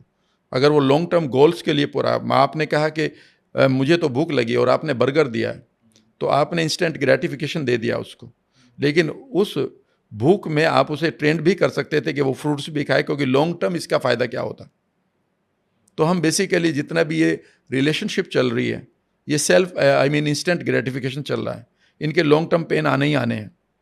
अगर आप लॉन्ग टर्म बेनिफिट देखेंगे तो आप कभी भी आप नहीं खाएंगे। जब मैं आपसे कहता हूँ कि भाई मुझे न तो मुझे यही नहीं मालूम है कोला का कलर क्या हो, टेस्ट क्या होता है, ये फैक्ट है। आज तक आई स्वेयर मैंने आज तक कोला का कोई भी ब्रांड नहीं पिया। मुझे अपनी वाइफ से पूछ रहा था 10 दिन पहले, 20 दिन पहले, हमने लास्ट टाइम मार्केट में जाके जंक फूड या चाट कब खाई थी, तो ऐसे उन्होंने किया, मुजफ्फरनगर में खाई होगी जब हम पहले 2 साल में। मैंने कहा मुझे याद नहीं है। मतलब इन 40 सालों में भाई हमारे लिए नहीं है, मुझे नहीं पता उसमें क्या डाला जा रहा है क्या नहीं डाला जा रहा। आप जिस टेस्ट मेकर को आप खाते हैं, हमारी जो जनरेशन है वो खा जाएगी क्या? ये खुद तो खाते नहीं, हमें भी नहीं खाने देते। भाई मत आप खाओ भाई, इतना पता है मुझे तो जो टेस्ट मेकर आपकी बॉडी आपके उसमें मिलाया जा रहा है, इसको MSG कहते हैं, एजिनोमोटो कहते हैं, वो आपके ब्रेन सेल्स को ख़राब करता है, जिससे आप फ्यूचर में जिससे आप पार्किंसन और एल्जाइमर जैसे बीमार हो जाएंगे। मान लेते हैं मैं अब 2 साल बाद एल्जाइमर का पेशेंट हो गया, तो मैंने अपने बेटे और बेटी के ऊपर कितना नुकसान कर दिया, मैंने तो उनकी ज़िंदगी बर्बाद कर दिया। वो मुझे ढूंढते फिरेंगे, कभी मैं अपना रास्ता भूल रहा हूँ, कभी मेरे हाथ काँप रहे हैं, कभी मैं गिर रहा हूँ, कई बार मैं सोच रहा हूँ कि मैं किसके घर में बैठा हूँ, तो वो तो फिर मेरे ऊपर ही सारा पैसा समय लगा देंगे। तो मैंने उनकी ज़िंदगी खराब कर दी। और एक तरफ आप कह रहे मैं अपने बच्चों को बहुत प्यार करता हूँ, घंटा करते हो, अपने बच्चों को प्यार करते हो तो हेल्दी क्यों नहीं रहते? झूठ बोलते हैं हमें कॉन्शियसली, अनकॉन्शियसली कुछ और कर रहे हैं, कॉन्शियसली कुछ और कर रहे हैं। मेरे लिए मेरे पेरेंट्स आइडल हैं और आप 1 नाइट स्टैंड पर चल रहे हो। उनको पता चलेगा कितना रोएंगे वो अंतर से, भले ही वो आपके सामने कुछ ना कहें, because parents can't say anything, agreed, but I know they are not feeling good because of your इस एक्ट। मतलब हमें सोचने का तरीका चेंज करना चाहिए, मुझे ऐसा लगता है। आपकी बात से ये तो समझ में आएगा कि हमारा थॉट प्रोसेस ना बहुत शॉर्ट टर्म गेन पर्सनैलिटी बन गए हैं, और वो अगर लॉन्ग टर्म में नहीं है तो फिर आगे जाकर बहुत ज़्यादा नुकसान होने वाले हैं। सर मेरा ना एक बहुत, जो सबसे ज़्यादा मुझे बहुत अट्रैक्ट कर रही है आपकी, वो है आपकी हम्बलनेस। मतलब जो इतने ग्राउंडेड हो, कैसे रहते हो सर इतने, क्योंकि जिस प्रोफेशन में आप हो वो पावर देता है, वो नेक्स्ट लेवल का अप्रिसिएशन देता है। मतलब उसमें उससे कैसे बचे हो सर, वो प्लीज़ सिखाओ, हमें भी बताओ प्लीज़। देखिए, इसमें ये सबसे बड़ी बात यह है कि जब हम ह्यूमन बीइंग की बात करते हैं तो मेरे मेंटर कहा करते थे अभी हम ह्यूमन बीइंग नहीं हुए, अभी तो हम ह्यूमन डूइंग है। यानी कि जो भी आप कर रहे हैं वही आपकी आइडेंटिटी बन रही है। आप ट्रेनिंग देते हैं और ट्रेनर बन गए, तो ह्यूमन डूइंग है। उसके बाद ह्यूमन मेकिंग है कि आपने डूइंग छोड़ दी, now you are making yourself, process होगी। उसके बाद बीइंग होते हैं लास्ट में। तो हम ह्यूमन बीइंग नहीं हैं, हम अभी ह्यूमन डूइंग वाले हैं। और ह्यूमन डूइंग में गड़बड़ ये हो जाती है कि जो उसके रिवार्ड आप आते हैं उन्हें आप ये मान लेते हैं कि ये मेरे रिवार्ड हैं, ये आपके डूइंग के रिवार्ड थे। ओके। मेरे रिवार्ड कुछ और हैं, मेरी डूइंग के रिवार्ड कुछ और हैं। मेरी डूइंग से मेरे पास एक कार आ सकती है, पैसा आ सकता है, बंगला आ सकता है, ठीक है ना, 2-4 फ्रेंड आ सकते हैं, या मेरे लिए तालियां बज सकती हैं, मैं कहीं डोनेट करूंगा, ठीक है ना। लेकिन मेरी बीइंग कुछ और है। बीइंग में याद रखेगा, अगर आपके पास, if you are not interior में, अंदर में, अगर आप एक लवर नहीं है, ह्यूमैनिटी के लवर नहीं है, तो आप अभी, इसका मतलब है कचरे में से एक आदमी को निकाल कर रखे हुए, मतलब एक नकली आदमी को जी रहे हैं। तो याद रखिएगा, आपका प्यार करना ही एक नेचुरल वे है। अगर आप प्यार नहीं कर रहे हैं और आप जो बिना मतलब की जो एक पावर दिखा रहे हो, लोगों को डरा रहे हो, देखो मैं इतना बड़ा ट्रेनर हो गया हूँ, ठीक है ना, और मेरे पास ये कार है, मेरे पास ये बंगला है, आप मैं 4 मेरे साथ बाउंसर चल रहे हैं, मैं समझ जाता हूँ ये पावर दिखा रहा है। और पावर के लिए एक कहानी में अगर आप कहोगे तो सुना देता हूँ। खलील जिब्रान को कभी आप पढ़िएगा, खलील जिब्रान की एक कहानी है, और ये 20th सेंचुरी के बहुत बड़े फिलोसफर हुए हैं, बहुत अच्छा ट्रांसफॉर्म होते हैं उससे। तो उन्होंने एक छोटी सी फिक्शनल कहानी लिखी हुई है, तो मैं उसके बारे में पढ़ रहा था। उन्होंने कहा कि एक आदमी एक बार जंगल से जा रहा था, तो वहाँ पर उसे एक स्केयर क्रो दिखाई दिया। स्केयर क्रो वो होता है जो गांव में किसान खेतों में जो लगा देते खेतों हैं, में वो लगा देते हैं, एक पुतला बना देते हैं, टाइप से, हाँ, एक घड़ा सा पक्षियों काला को डराने के लिए। हाँ हाँ, ठीक तो है। ताकि, तो वो आदमी उसके पास रुका, स्केयर क्रो के पास। ये कहानी बहुत डीपली टच करती है मुझे। तो उसने कहा कि तुम कौन हो? आदमी ने कहा, आदमी स्केयर क्रो से, स्केयर करो से, कि तुम कौन हो? स्केयर करो ने कहा, मैं स्केयर करो हूँ, मैं पुतला हूँ। उसने कहा, वो तो ठीक है, पर तुम यहाँ क्या करते हो? ओके। उसने कहा, मैं लोगों को डराता हूँ, पशुओं को डराता हूँ, पक्षियों को डराता हूँ, हाँ। लोगों को डराता हूँ, मेरा डराने का काम है। उस आदमी ने कहा, यही मैं चाहता हूँ। मैं भी तो यही चाहता हूँ कि मैं लोगों को डराऊं अपनी पावर से, अपने बड़े बड़े गुणगान गाने से, ठीक है ना, यही मैं करना चाहता हूँ। स्केयर करो ने जो जवाब दिया, वो जवाब आज मेरे दिल को टच करता है हमेशा, और मैं उसके साथ जीता हूँ, इसलिए हम्बल रहता हूँ। उसने कहा कि तुम ऐसा नहीं कर सकते अगर तुम इंसान हो तो। अच्छा, स्केयर करो ने मना कर दिया कि आप ये काम नहीं कर सकते, तुम लोगों को नहीं डरा नहीं डरा सकते अगर तुम इंसान हो तो। उसने कहा, क्यों नहीं डरा सकता? तो स्केयर करो ने कहा, क्योंकि उसके लिए अंदर से खोखला होना पड़ता है। मैं खोखला हूं इसलिए डरा रहा हूं। जब आप लोगों को अपने किसी चीज़ से डराने की कोशिश कर रहे हो, इम्प्रेस करने की कोशिश कर रहे हो, समझ लीजिए अभी खोखले हैं। जिस दिन भर जाएंगे उस दिन आप झुक जाएंगे। निवे से पूरा होए, ये आप अपने गांव में सुनिएगा, पापा से सुनिएगा, दादा से सुनिएगा। निवे का मतलब होता है जिस तराजू में आप तोलते थे, और जब एक तरफ बाट होता था, एक तरफ अनाज होता था, तो अनाज वो एक पूरा करने के बाद थोड़ा सा और डालता था किसान, ताकि वो मतलब नीचे जाए, मीन्स नीचे आ जाए। हाँ हाँ बिल्कुल। विद्या ददाति विनयम, जब भी आपके पास विनय आएगा तो तभी आएगा जब आपके अंदर एक भर जाएंगे आप विद्या से। विद्या का मतलब न्यूटन के लॉ नहीं है, पाइथागोरस की थ्योरम भी नहीं है। जिस दिन आपके पास विजडम आनी शुरू हो जाएगी, उस दिन आप झुकने शुरू हो जाएंगे। जिस पेड़ पर फल होंगे वो हमेशा झुकेगा, ताड़ हमेशा सीधा रहेगा। और ताड़, याद रखिएगा, आपने ताड़ का वध सुना है ना, कि एक ताड़का थी, रामचंद्र जी ने उसका वध किया, और फिर विश्वामित्र जी ने उनसे कहा कि अब चलो मेरे साथ। याद रखिएगा, ये मेटाफोरिकली मेरे से सुनना। इसका मीनिंग ये है कि जब भी आप अपने अंदर के ताड़ का वध कर दोगे, ताड़ मीन अहम का, जब भी आप अपने अंदर के ताड़ का वध कर दोगे, ताड़ जो सीधा खड़ा होता है पेड़, उस समय पूरा विश्व आपका मित्र बनेगा। सर ये तो ऐसा लग रहा है कि जितना भी जो चल रहा है आसपास, मुझे best of the best mobile, 4 girlfriends, गाड़ी, तो कहीं ना कहीं ये फिर अंदर से खोखलापन होगा। उसी को तो भरने की कोशिश कर रहे हैं हम सब लोग। हम जीवन में कुछ भी नहीं कर रहे हैं। आप सफलता नहीं चाहते हैं, आप अंदर कहीं ना कहीं सेल्फ जो है, जो 6 साल की उम्र से पहले छूट चुकी है, उसे कहीं ढूंढना चाहते हैं आप, याद रखिएगा। लेकिन सवाल यह है कि क्या उसे ढूंढने के बाद ये मैं काम नहीं करूंगा? नहीं, आप फिर भी करेंगे, लेकिन आपके नए तरीका होगा, आपके पास चॉइस होगी। अभी आप कंपल्शन में कर रहे हैं, फ्लो में कर रहे हैं, जैसे जो है कर लिया, बस कर रहे हैं। अभी आपके पास कोई चॉइस नहीं है। समझने की कोशिश करिएगा। एक 5 स्टार होटल का कमरा, उसमें भी आप अकेले ही हैं रात को, और एक सॉलिटरी जेल, कन्फाइनमेंट, उसमें भी अकेले हैं। लेकिन आप 5 स्टार कमरे को कभी भी छोड़ सकते हैं, उसको आप नहीं छोड़ सकते। अगर आपके पास कोई भी एडिक्शन है, चाहे वो सेक्स का है, चाहे वो शराब का है, खाने का है, या वन नाइट स्टैंड का है, या ये बार बार गर्लफ्रेंड बॉयफ्रेंड बदलने का है, अगर ये कंपल्शन से आ रहा है तो आप ऑलरेडी एक इम्प्रिजनमेंट में जी रहे हो, जब जिसको आप नहीं छोड़ सकते। याद रखिएगा, सेल्फ इमेज पर काम तो करना चेंज है। हो गया सर, पॉइंट ऑफ व्यू, सोचने का तरीका, नजरिया आपने आज जो चेंज मैं किया आपको एक ना। कहानी सुनाता हूँ, बहुत लोगों को मजा आएगा। वो बताओ कहानी, मेरे पार्टिसिपेंट हंसते हैं, लोग हंसेंगे बहुत आज, हम भी सर एंजॉय तैयार करते हैं। हैं। जी सर। एक कहानी सुनाता हूँ दोस्तों आपको। ये कहानी मैं अपने पार्टिसिपेंट को सुनाता हूँ, और यहाँ से सारा कॉन्सेप्ट क्लियर हो जाएगा कि ये अभी तक हमने क्या पढ़ाया।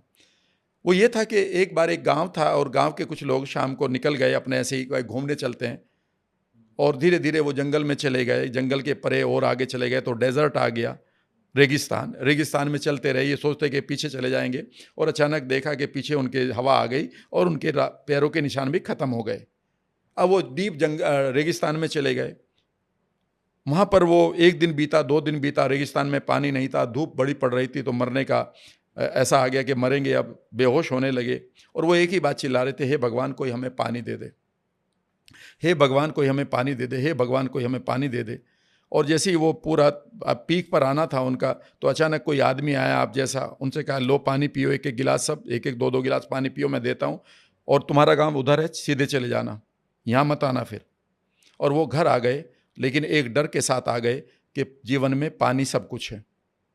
अब घर पे आकर उन्हें गांव में आकर, वो पहले शहर में गए, पानी के बर्तन इकट्ठे किए, हर जगह पानी भरना शुरू किया। छत पर पानी, सीलिंग में पानी, कार में पानी, बेड के नीचे पानी, बेड के अंदर पानी, ठीक है ना, पानी पानी, बोतल में पानी, कटोरी में पानी, चम्मच में पानी। और उनके घर पे कोई आया मेहमान, आप जैसा हम जैसा, और उन्होंने कहा अरे ये क्या काम कर रखा, हर जगह पानी पानी पानी। उन्होंने कहा तुम क्या जानो रमेश बाबू, पानी की कीमत क्या होती है। आगे सुनिएगा। आपने कहा कि नहीं भाई, पानी तो यूनिवर्स में बहुत है। ने उसने कहा नहीं। और वो जब भी उनके यहाँ कोई मेहमान आता है, एक ही बात पूछते, तुम्हारे यहाँ पानी तो है ना। कभी वो किसी एस्ट्रोलॉजर के पास जाते, कभी वो अपने घर का वास्तु ठीक करवाते, कहीं पानी कम ना हो जाए। उनके घर में बच्चा पैदा हुआ, एक नामकरण के लिए पंडित को बुलाया गया, और एक पहला सवाल ही पूछा गया, इसके भाग्य में कितना पानी है। अब बच्चा बेचारा खेलना चाहता था, उसे स्कूल भेजा गया, 2 थप्पड़ मारे गए, तुमने ABCD ठीक नहीं लिखी, अगर तुम ऐसा करोगे तो पानी कहाँ से आएगा। सारा फोकस पानी की तरफ चला गया। बच्चे ने नौकरी कर दी, पानी खूब आने लगा। एक दिन उसकी शादी के लिए लोग आए, उन्होंने कहा लड़की तो अच्छी लग रही है, लेकिन एक बात बताओ, दहेज में कितना। जीवन में याद रखना, वो पानी बाय चॉइस नहीं इकट्ठा कर रहे थे, वो बाय कंपल्शन, बाय फियर कर रहे थे। जीवन में याद रखना। मेरे मेंटोर ने जब ये कहानी सुनाई, तो उन्होंने अगला सेंटेंस जो दिया, तो वो मैं आपको देता हूँ और अपने दोस्तों को देता हूँ जो इस समय देख रहे हैं। उन्होंने कहा जीवन में पानी खूब कमाना है, लेकिन आधार डर नहीं होना चाहिए भाई, आधार चॉइस होनी चाहिए। कमाओ और कंट्रीब्यूट करो, लाइफ को बढ़िया बनाओ, बिंदास जिंदगी जियो और निकल लो। समझ गए मेरी बात। और पानी का मतलब क्या है तुम समझ सकता हो। सफलता भी है, आपका पैसा भी है, आपकी ऐश्वर्यता है, जो भी है खूब कमाओ, लेकिन याद रखना इसीलिए नहीं कि पड़ोसी को दिखाना है, अपने लिए, और ताकि इसको बहुत अपने लिए और यूनिवर्स को बढ़िया बना के अपना खेल खेल कर चले जाओ, करके जाएंगे हम। बढ़िया, बहुत मैं एक लोगों को एक बात कहता हूँ, play playfully, only then you are playing seriously. If you are playing seriously, you are not playing at all. Playfully, खेल खेल की तरह खेलो, हार के ना जीत के रंग में रंगा हूँ, मैं नहीं संसार के रंग में रंगा हूँ, ये मेरी लाइन है। वाह सर, इतनी सारी बातें हो रही हैं, मुझे एक बात बताइए सर। तो इस पूरे, अगर मैं किस्से को समझूं, जितनी भी हमने सारी बात करी है, चाहे कॉन्शियस माइंड, अनकॉन्शियस माइंड, सब कॉन्शियस माइंड की बात कर रहे हैं, तो अल्टीमेटली मुझे अगर मेरे बारे में नहीं पता है, यानी कि आप एनएलपी को या सेल्फ डिस्कवरी को आपस में कैसे समझते हैं, या किसी को अपनी जर्नी स्टार्ट करनी है, क्या उसमें सेल्फ डिस्कवरी का कोई रोल है? क्या लगता है आपको? Yes, very true, very true, very powerful. याद रखिएगा, सेल्फ डिस्कवरी के लिए सब लोग, जितने भी ट्रेनर आपको मिलेंगे, with due respect my dear trainers, if you see me, with due respect, सब लोग कहते हैं एक्शन बदलो, बिहेवियर बदलो, बिहेवियर से कंट्रोल करो, बिहेवियर बदलो। बिहेवियर मात्र आपके पेड़ की तरह पत्ते हैं, एक बार काट के नए पत्ते लगा दो, आम के, नीम के पेड़ पर आम के लगा दो, जब आएंगे तो नीम के ही आएंगे। बिहेवियर को कभी आप नहीं बदल सकते, वही रहेंगे, ठीक है ना। इसका मतलब क्या बदलना है? बीज बदलना है। अब बीज की बात समझिएगा, जब भी आप सेल्फ डिस्कवरी करें तो वो सेल्फ, यहाँ पर एक डिस्कवरिंग द सेल्फ, और वो सेल्फ कौन सी है? वो वही है जिसको तुम पीछे छोड़ आए हो, जो 6 साल से पहले की थी। उसकी नीड अलग है और आपकी नीड अलग है। यानी कि तो वही वाली बात है, बीबी की नीड अलग है और हस्बैंड की नीड अलग है, और दोनों फिर भी कहेंगे we are perfect couple, you are not perfect couple. आप इसलिए रह रहे हैं कि या तो आपके मुंबई में आपका मकान नहीं मिल रहा कोई और, या एक दूसरे के बगैर रोजाना लड़े बगैर भी काम नहीं चल रहा, नहीं तो परफेक्ट कपल नहीं है। नीड दोनों की मैं बता देता हूँ। ह्यूमन नीड 4 हैं जो इसको आप जी रहे हैं, और आपकी सेल्फ इमेज जो दबी हुई है इसकी 2 नीड है। जैसे ही आप अपनी 4 नीड पर काम करोगे, वो सेल्फ जागृत नहीं होगी, उसको डिस्कवर कर ही नहीं सकते आप। और जब भी आप उसकी नीड पर काम करोगे तो आपकी नीड सारी पूरी हो जाएंगी। Can you believe it? मैं आपको फॉर्मूला देता हूँ। आपकी 4 ह्यूमन नीड है। पहली नीड है कि आप हमेशा पेन से पीछा छुड़ाना चाहते हैं। आप इसलिए, मैं इसलिए काम कर रहा हूँ, हो सकता है कि भाई पैसे ना होंगे तो पेन आ जाएगा। सर्दियों में हम ऊनी कपड़े खरीदते हैं कि भाई पेन आ जाएगा। बच्चे को पढ़ने भेजते हैं कि नहीं पढ़ेगा तो भाई कहीं अनएम्प्लॉयड ना रह जाए, पेन आ जाएगा। तो जो भी काम करते हैं पहली बार में हम पेन के अवॉइड करते हैं। याद रखिएगा, यह ज़रूरत पशुओं की भी होती है। एक चींटी को भी परेशान करेंगी, वो भी दौड़ लगा देगी, बचाएगी ना जान। तो ये जान बचाने का आपकी कोई ह्यूमन इंस्टिंक्ट नहीं है, ये एनिमल इंस्टिंक्ट है। ये हम सब बचना चाहते हैं, पहली नीड है। दूसरी नीड, हम नयापन चाहते हैं। हाँ, कई बार बोलते रहते हैं ना, बोर हो गए, कुछ नया। बोर चाहिए, नए कपड़े चाहिए, नए दोस्त चाहिए, नए पंगे चाहिए जीवन में, नया ब्रांड चाहिए। वो पिछले वाले में यार पूरा नशा नहीं था, नया ब्रांड लेके आते हैं। नए नए पंगे चाहिए, ठीक है ना, ठीक है ना। तो नयापन हमारी एक फितरत है। उसके लिए हम कई बार नए झूठ बोलते हैं, नए दोस्त पालते हैं, ठीक है, नए रिलेशनशिप में जाते हैं। जो आपने कहा है, नए नए पार्टनर बदल के देखते हैं, वो नयापन है, क्योंकि वो नीड है हमारी। तीसरी हमारी जरूरत है सिग्निफिकेंट होने की। हम सिग्निफिकेंट होना चाहते हैं, चाहे किसी को थप्पड़ मारकर, या फिर मर्सिडीज खरीद कर, करोड़ों रुपए दान करके, या फिर किसी को गले लगाकर। हम हमेशा एक सिग्निफिकेंस को चाहते हैं, क्योंकि यहाँ से हमें हमारी ह्यूमन नीड को पूरा करने का मौका मिलता है। चौथा है बीइंग लव्ड, हम प्यार पाना चाहते हैं।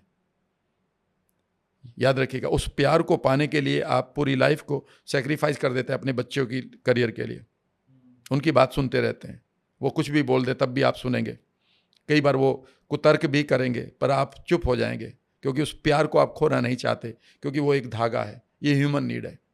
लेकिन याद रखिएगा, जो आपकी सेल्फ की नीड है, जो सेल्फ एक यूनिवर्सल एनर्जी के साथ जुड़ी हुई है, जिसके लिए आप यहाँ पाए, तो उसकी सिर्फ 2 नीड है, और उन 2 नीड को पूरा करते ये चारों नीड ऑटोमेटिकली पूरी हो जाती हैं।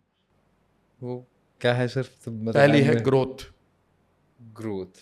आप ग्रो करिए रोज, पैसे में, रिश्तों में, सेहत में, खुशियों में, एडवेंचर में, क्रिएटिविटी में। और दूसरा है, जब आप अपनी ग्रोथ कर रहे हैं, कंट्रीब्यूट करिए। इस समय मैं पॉडकास्ट नहीं कर रहा हूँ, इस समय मैं कंट्रीब्यूट कर रहा हूँ। एक आदमी की लाइफ में जो इस समय, जिसने मुझे यहाँ पर मैनिफेस्ट किया हुआ है, जो यहाँ पर देख रहा है, उसने मुझे मैनिफेस्ट किया है, मैं उसके लिए बोल रहा हूँ। और उसे मेरी गाली भी अच्छी लगेगी, क्योंकि उसे ज़रूरत है इसकी, और वो गाली लिख कर जाएगा जिसको ज़रूरत नहीं थी। याद रखिएगा, आप कंट्रीब्यूट करिए। जब मैं आज मैं 4 किताबें मैं रोज़ाना इतनी गहराई तक किताबें पढ़ता हूँ, इतनी गहराई तक पढ़ता हूँ। आप मेरे साथ कोई भी किताब के राइटर को ले आए ना, वो ये कह देगा यार यहाँ, मैं यहाँ बता दूंगा कि ये तुमने ना चैट जीपीटी से लिखी हुई है, यहाँ पे तुम्हारा कोई ज्ञान नहीं है। मैंने पकड़ लिया और मान जाएगा। मैं इस तरह से पढ़ता हूँ, लेकिन मैं उस किताब को पढ़कर अपने तक नॉलेज नहीं रखता हूँ। इसलिए मेरे यूट्यूब के चैनल पर भी जो राम वर्मा है और सिंपली राम वर्मा है, मैं वहाँ पर ये नहीं देखता हूँ कि कितने लोग देखेंगे, मैं ये देखता हूँ कि जो भी देख रहा है और उसने पूरा देख लिया तो एक बदलाव जरूर कर दे वो अपने बच्चों के जीवन को बेहतर करने के लिए। एक बार वो जीने की ठान ले, यार मेरे लिए बीमारियाँ ठीक हो सकती है, मैं उसको बिलीव देता हूँ। मैं उन लोगों को कभी नहीं देखता हूँ कि किसने क्या गाली दी है, जिसके पास जो होगा वही मुझे देगा, ये भी बात सही है सर, वही लेनी पड़ेगी। बिल्कुल बिल्कुल बिल्कुल। पर गाली देकर भी मैं उसको सुकून देता हूँ, क्योंकि उसकी कथारसिस यानी कि इमोशनल वॉमिटिंग हो जाती है। याद रखिएगा, आप ग्रो करिए जीवन में और कंट्रीब्यूट करिए। जब मैं ग्रो करूँगा तो मेरी सर्टेनिटी पूरी हो जाएगी, मैं पेन आएगा ही नहीं। जब मैं ग्रो करूँगा और कंट्रीब्यूट करूँगा तो नयापन आ गया। आज मैं विकास के साथ बैठा हूँ, कल मैं किसी और के साथ बैठा था, आज मैंने 50 फ्रेंड नए जोड़ लिए यहाँ पर, तो नयापन तो आ गया ना। इस समय मैं नएपन को जी रहा हूँ, मुझे पता ही नहीं क्या टाइम चल रहा है, कितनी देर से हम बात कर रहे हैं। तीसरी बात, आई एम फीलिंग सिग्निफिकेंट। मुझे दूसरों की ताली की जरूरत ही नहीं पड़ रही है, सच कह रहा हूँ। जब मुझे लोग लिखते हैं ना कि यार तुम्हारी वैसे ये हो गया, इतने सारे मैसेज पड़े होते हैं, ठीक है ना, मुझे कोई फर्क नहीं पड़ता, ठीक है ना। ताली तो दिल में बज गई, दिल में बज गई, ठीक है। कैब वाला जब मुझे पहचान लेता, अरे सर आप तो, मैं तो आपकी वीडियो देखता हूँ, हाँ ठीक बात है, बढ़िया है, अच्छा लगा, लेकिन ये नहीं कि इसके लिए मैं उस ना। और चौथी चीज़ है बीइंग लव्ड। जब आप खुद ग्रो करते हैं, यू लव योर सेल्फ, जो पीछे पड़ी थी, जिसको आप छोड़ आए। पहली बार वो मुस्कुरा के आपसे कहती है आई लव यू, और फिर आप भी कहते हैं आई लव यू टू, ठीक है ना। और उस दिन आप हील करते हैं अपने आप को। अभी आप क्या करें, कोई मुझे आई लव यू बोल दे। हाँ, हम वेट करते हैं, कोई मुझे प्यार करने वाला नहीं है, अकेलापन महसूस हो रहा है। कमाल की बात है कि जरूरी नहीं कि उसके पास प्यार हो आपके लिए, पर आप फिर भी उससे सुनना चाहते हैं। ये तो वही वाली बात है कि दो कंगाल मिल गए, मैं तुम्हें पैसे दूंगा, तुम मुझे पैसे दो। दो डिप्रेस्ड लोग मिल गए, डिप्रेशन के शिकार, दोनों कह रहे अब खुशियां बांटेंगे। ये तो सर मैंने भी बहुत फील किया था। ऐसा टाइम आता था बीच में जब ऐसा होता है यार कोई दोस्त नहीं है, बात करने वाला नहीं है, बहुत अकेलापन है। जबकि अच्छा, ऐसे बहुत सारे लोग हैं सर जो किसी फंक्शन में भी होते हैं ना, पार्टी में भी होते हैं, उनको वहाँ पे भी अकेलापन लगता है। यही तो खास बात है सर। मैं 15 दिन घूमने जाता हूँ, गंगा जी पे जाके बैठ जाता हूँ, ऋषिकेश, दुबई चला जाता हूँ साल भर में 5-6 बार, ठीक है ना। सिर्फ ये नहीं कि किसी से मिलने नहीं, या गोवा में चला जाता हूँ, साउथ दिल्ली में, इंडिया में चला जाता हूँ, ठीक है ना। और मैं सिर्फ अकेला बैठना चाहता हूँ, क्योंकि उस समय मैं उस सेल्फ इमेज के साथ बैठना चाहता हूँ जो मेरी है। मैं उस इमेज के साथ नहीं बैठना चाहता जो 250 रुपये में मूवी थिएटर में मिलती है। मुझे पता नहीं मैंने कब कोई मूवी देखी होगी, क्योंकि मेरी सेल्फ इमेज कहती है कि वो कलर्स डल हैं, अंदर वाले कलर्स ब्राइट हैं। तो आपके हिसाब से मूवी नहीं देखनी चाहिए? भाई मूवी देख लो, मुझे तो कोई ज़रूरत नहीं पड़ती अंधेरे में जाकर किसी चीज़ को देखना, बगल वाले की बदबू को सहन करना। 2.5 घंटे में तो मैं 250 पेज की किताब के नोट्स बनाकर एक नई मूवी अपने ब्रेन को दे दूंगा। मैं दूसरे के गार्बेज क्यों लूँ? मुन्नी कहाँ बदनाम होएगी, मुझे क्या लेना देना। सर मुझे एक बात बताएं, मेरे पास ऑडियंस के एक वीडियो में कमेंट्स बहुत आए हुए हैं। हमारी ना मतलब इच्छा बहुत है कि ये करना है, रोज सुबह अगले दिन सुबह 4 बजे उठना है, या मैंने शुगर छोड़ देनी है, या मुझे डेली बुक पढ़नी है। लेकिन उतनी ना स्ट्रॉन्ग इच्छा होने के बाद, लेकिन ऐसी विल पावर, मतलब मैं अपने ना कंफर्ट जोन से बाहर ही नहीं आ पाता, फिर अगले दिन टाल देता हूँ, या विल पावर इतनी स्ट्रांग नहीं है, क्या करूँ? सर ये विल पावर होती नहीं है, आपको अमेरिकन या वेस्टर्न वर्ल्ड ने आपको एक झुंझुना पकड़ाया हुआ है भारतीयों को। विल पावर होती ही नहीं, ये शब्द ही नहीं होता सर, ये कुछ नया है सर। और कंफर्ट जोन भी नहीं होता सर, ये दोनों ही वर्ड आपने, फिर वही वाली बात है कि सर मैं टिम्बकटू में एक कमरा लेना चाहता हूँ, रहते आप गाजियाबाद में, टिम्बकटू गाजियाबाद में है ही नहीं, पर आप कहते सर नहीं है। पहुंचा दिया गया आपको सर गुवाहाटी, और आप ढूंढ रहे हरिद्वार, क्योंकि दिल्ली से हरिद्वार की डायरेक्ट बस थी, और आपको गुवाहाटी में वाली ट्रेन में बैठा के भेज दिया गया कि एक दिन हरिद्वार आएगा। आएगा क्या सर? नहीं आएगा ना, सिंपल सी बात है। अब आप गुवाहाटी पहुंच के कह रहे हैं एक दिन आएगा, जब हरिद्वार आएगा, और मैं हंसूंगा, कभी नहीं आएगा भाई साहब, इससे इम्फाल आ जाएगा, इससे और ऊपर अरुणाचल प्रदेश आएगा, नहीं आएगा सर गुवाहाटी के बाद। वो उसके लिए गलत हो गया। फिर ये क्या आ गया, आपने सवाल पूछा कि क्या होता है, लो मैं बताता हूं। विल पावर सर सिर्फ कॉन्शियस माइंड का एक प्रोडक्ट है। मैं सिगरेट पीना नहीं जानता हूं, न मैं पीता हूं, ना मुझे सिगरेट की आदत है। ध्यान से सुनिएगा। अब आप मुझे कह रहे हैं कि सिगरेट पियो, अब मैं विल पावर से कह दूंगा नहीं पीऊंगा। आप कह रहे हैं सर पियो, बहुत अच्छी लगती है, मैं विल पावर से कह दूंगा नहीं पीऊंगा। ध्यान से सुनना सर, और आपसे जवाब चाहता हूं, मैं सबसे जवाब चाहता हूं। दूसरा केस, मैं 40 सिगरेट रोजाना पीता हूं और मैं इसका एडिक्ट हो चुका हूं, नहीं पीता हूं तो मुझे पेट में दर्द और चक्कर और लोगों के साथ मारपीट करने को मन करती है और मैं बेहोशी में आ जाता हूं। मैं 40 सिगरेट का रोजाना आदी हो चुका हूं। अब आप मुझे कह रहे हैं विल पावर से सिगरेट ना पियो। जब मैं विल पावर लगा के सिगरेट नहीं पी रहा हूं तो मैं खुद को पेन दे रहा हूं या प्लेजर दे रहा हूं? जब नहीं पी रहा हूँ तो पेन दे रहा हूँ सर। पेन दे रहे हो ना। और ह्यूमन ब्रेन को आप पढ़ते हैं सर, ह्यूमन ब्रेन हमारा इस तरह से वायर्ड है कि हम किसी भी पेन को अवॉइड करने के लिए कुछ भी कर सकते हैं। ओके, ये तो इसका मतलब है कि जब मैं विल पावर लगा रहा हूं तो किसी चीज के अगेंस्ट लगा रहा हूं जिसका मैं आदी हो चुका हूं, और जैसे ही मैं लगाऊंगा तो मैं अपने आप को पेन दे रहा हूं 86 बिलियन न्यूरॉन को, और 86 बिलियन न्यूरॉन का मैं प्रिजनर हूं। तो मैं एकदम से, याद रखेगा, इसीलिए विल पावर 2 हफ्तों से 2 साल के बीच में टूट जाती है। लेकिन फिर आप कहेंगे कुछ लोगों की लग जाती है, वो लोगों की नहीं लगती। याद रखेगा, इसका मतलब सिंपली यह है कि आप इंटरनल वर्ल्ड में जाकर एक बदलाव करें। मैं आपको एक छोटी सी चीज बता रहा हूं, यह कहानी आपके जीवन को बदल देगी, बच्चों की लाइफ को बदल देगी, पेरेंट्स की लाइफ को बदल देगी। मैं एक किताब पढ़ रहा था, उस किताब में लिखा कि मैं 38 सालों से सिगरेट पी रहा था। कई बार मेरे डॉक्टर्स ने, मेरे परिवार के लोगों ने कहा कि तुम सिगरेट छोड़ दो, सिगरेट से मृत्यु हो जाएगी, कैंसर हो जाएगा, लंग्स खराब हो जाएंगे, पर कोई फर्क नहीं पड़ता था। ये सारे के सारे कॉन्शियस वर्ड हैं, खुशियाँ दुख ये सारे के सारे कॉन्शियस के हैं। लेकिन उसने कहा कि एक दिन ऐसा हुआ कि मैंने इस सिगरेट को छोड़ दिया जो 38 सालों से पी रहा था, और उसके बाद मुझे इसकी तलब नहीं लगी। और हुआ यूं था, और अगला पैराग्राफ मेरे लिए पढ़ना जरूरी था, और मैंने पूरे फोकस के साथ जो पढ़ा मैं आपको सुना देता। उस आदमी ने कहा कि एक दिन की बात है कि मैं अपने लंच करने के बाद अपने ऑफिस में, घर में ही ऑफिस था, मैं वहाँ पर कुछ अपने बिजनेस को पढ़ रहा था और मैं अपनी मनपसंद सिगरेट को पी रहा था कि अचानक दरवाज़ा खुला और मैंने देखा कि मेरी 8-9 साल की बेटी, बैग भी उसने नहीं फेंका, वो स्कूल ड्रेस में आकर तेजी से मेरी तरफ आई। न उसने मेरे से पूछा कि मैं अंदर आ सकती हूँ, और एकदम से मेरे मुंह से सिगरेट निकाली और दूर फेंका और बोली, आज से आप सिगरेट नहीं पिएंगे। मैंने पहली बार अपनी बेटी का चेहरा देखा था, मुझे बड़ा गुस्सा आया। बड़े स्कूल में पढ़ा रहा हूँ, क्या यही सीखा है आपने? क्यों नहीं सिगरेट पीऊंगा? मैं चिल्लाया। उसने कहा कि मेरी बेटी जरा सा भी नहीं डरी। उसने मेरी आंखों में आंखें डालकर कहा, मैं चाहती हूँ जिस दिन मेरी शादी हो डैड, आप भी मेरी शादी को अटेंड करें, बगैर आपके वहाँ मुझे शादी करना अच्छा नहीं लगेगा, मुझे बहुत दुख होगा। और आज मेरी टीचर ने बताया जो सिगरेट पीते हैं वो जल्दी मर सकते हैं। ये कहकर वो बच्ची चली गई। उस आदमी ने सोचा कि यार इसको तो ये भी नहीं पता होगा शादी होती क्या है, लेकिन मैं देख पा रहा था कि मैं वहाँ नहीं हूँ।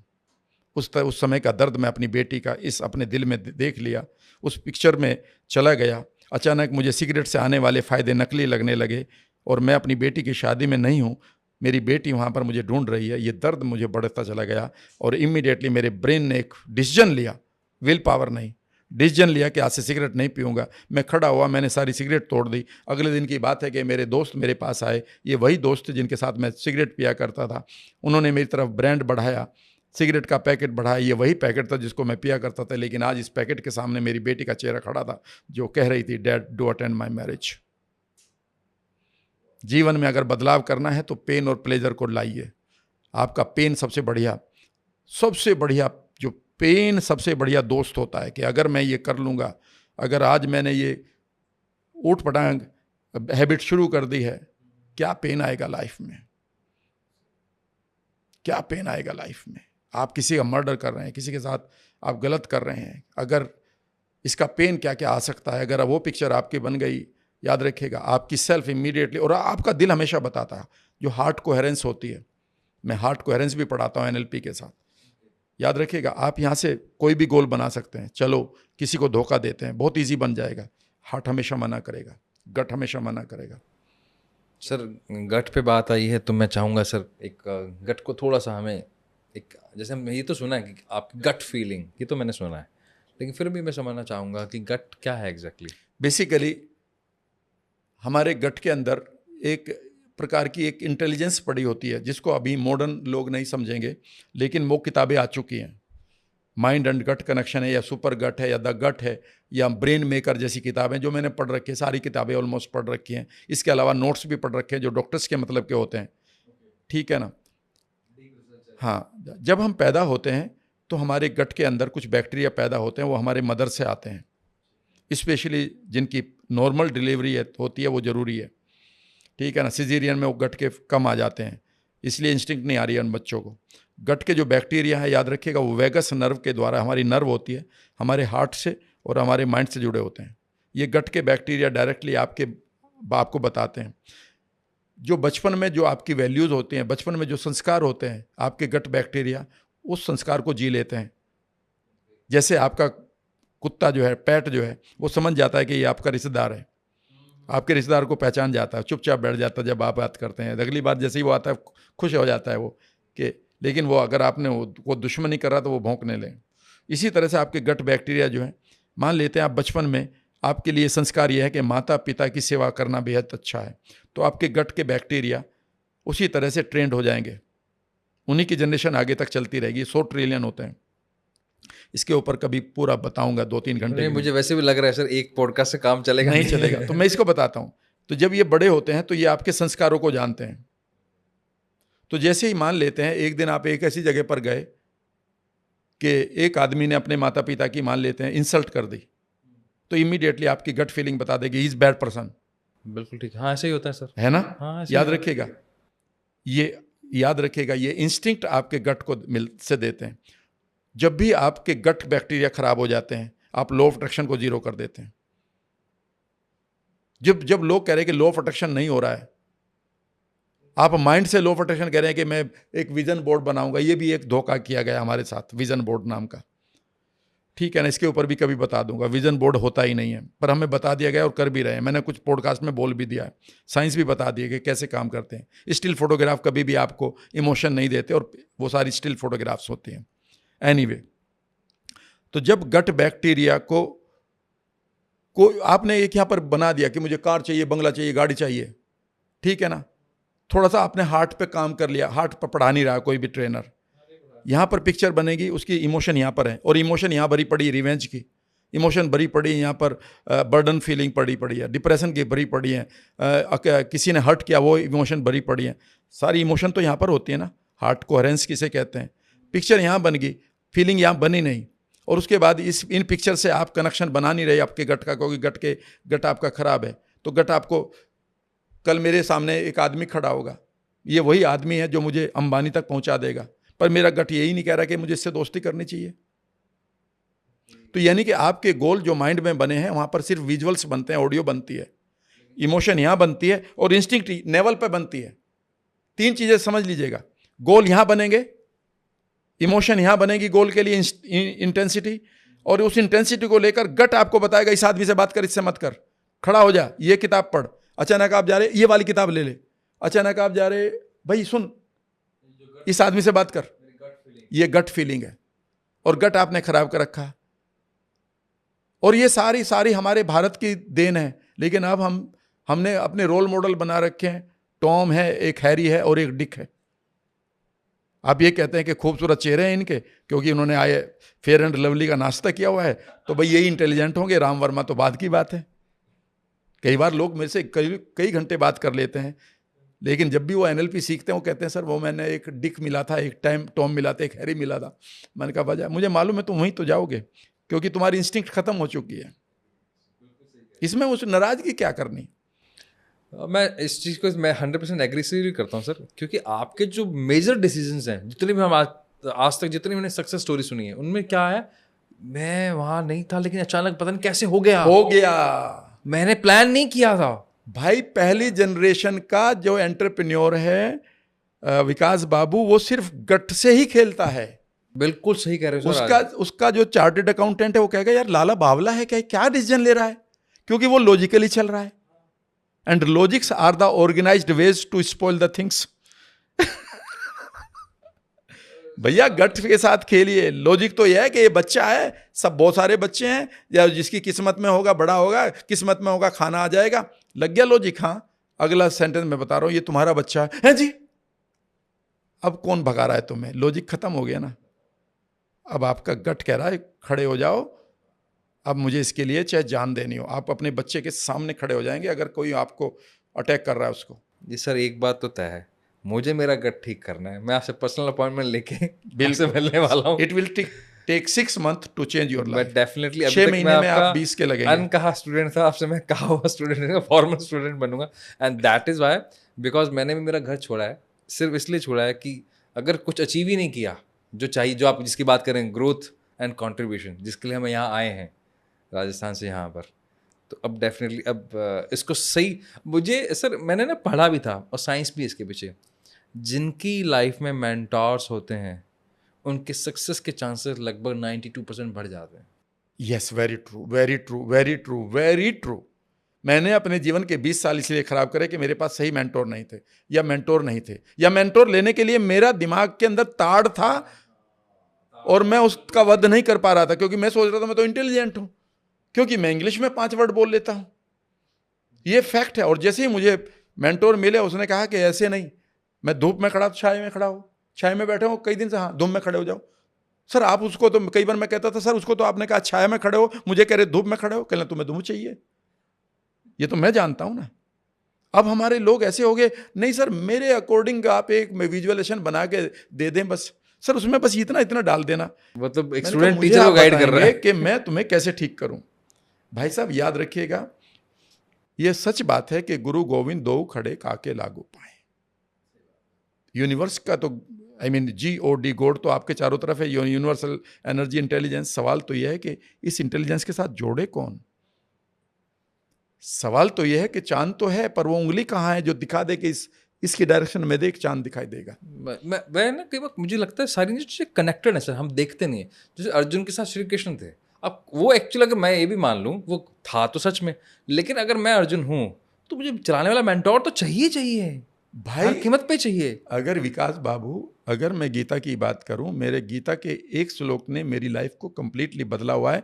और आप किसी भी चीज़ को अट्रैक्ट कर सकते हैं, किसी भी चीज़ को। आप, बीमारी तुम्हें मार रही है, एक बार एक श्लोक को पढ़ लीजिएगा। धन आपके पास नहीं है, श्लोक पढ़ लीजिएगा। आप हार चुके हैं, आपके पास सेल्फ डाउट आ चुका है, आप मैं क्या करूं मार, आप 11वें अध्याय का 33वां श्लोक पढ़ लीजिएगा। 11वें अध्याय का 33वां श्लोक, उसमें जो लिखा है मेरे पॉइंट ऑफ व्यू से पढ़ लीजिएगा। उसका पहली लाइन पढ़िएगा, नीचे क्या लिखा है वो डिस्टोर्टेड वर्जन है जिसने लिखी है।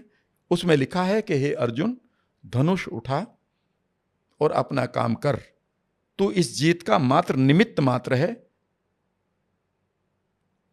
ये सब लोग जो तुम्हारे सामने खड़े हैं, ये ऑलरेडी मेरे द्वारा स्लेन कर दिए गए हैं, मार दिए गए हैं।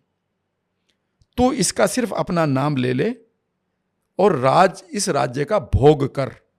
ये मारे जा चुके हैं, ये जिंदा नहीं है। याद रखिएगा, जब इतना बिलीफ आपको हो जाए कि ये यूनिवर्स की पावर जो है, जिसको आप भगवान, ईश्वर, अल्लाह, जो भी आप कह रहे हैं, एक बार आप उसके ऊपर छोड़ दें और वो कह रहा है ये सारा काम कर चुका हूं मैं तेरे लिए, तू निमित्त बन जा, तू कारण बन जा, तू अपना नाम ले ले यार। जैसे एक बाप कहता है ना अपने बेटे को, यार मैंने सारा काम कर दिया, तू सिर्फ नाम, खुश होगा मेरे साथ चल और बस ये कह दे, बस मैं कर दूंगा सारा काम।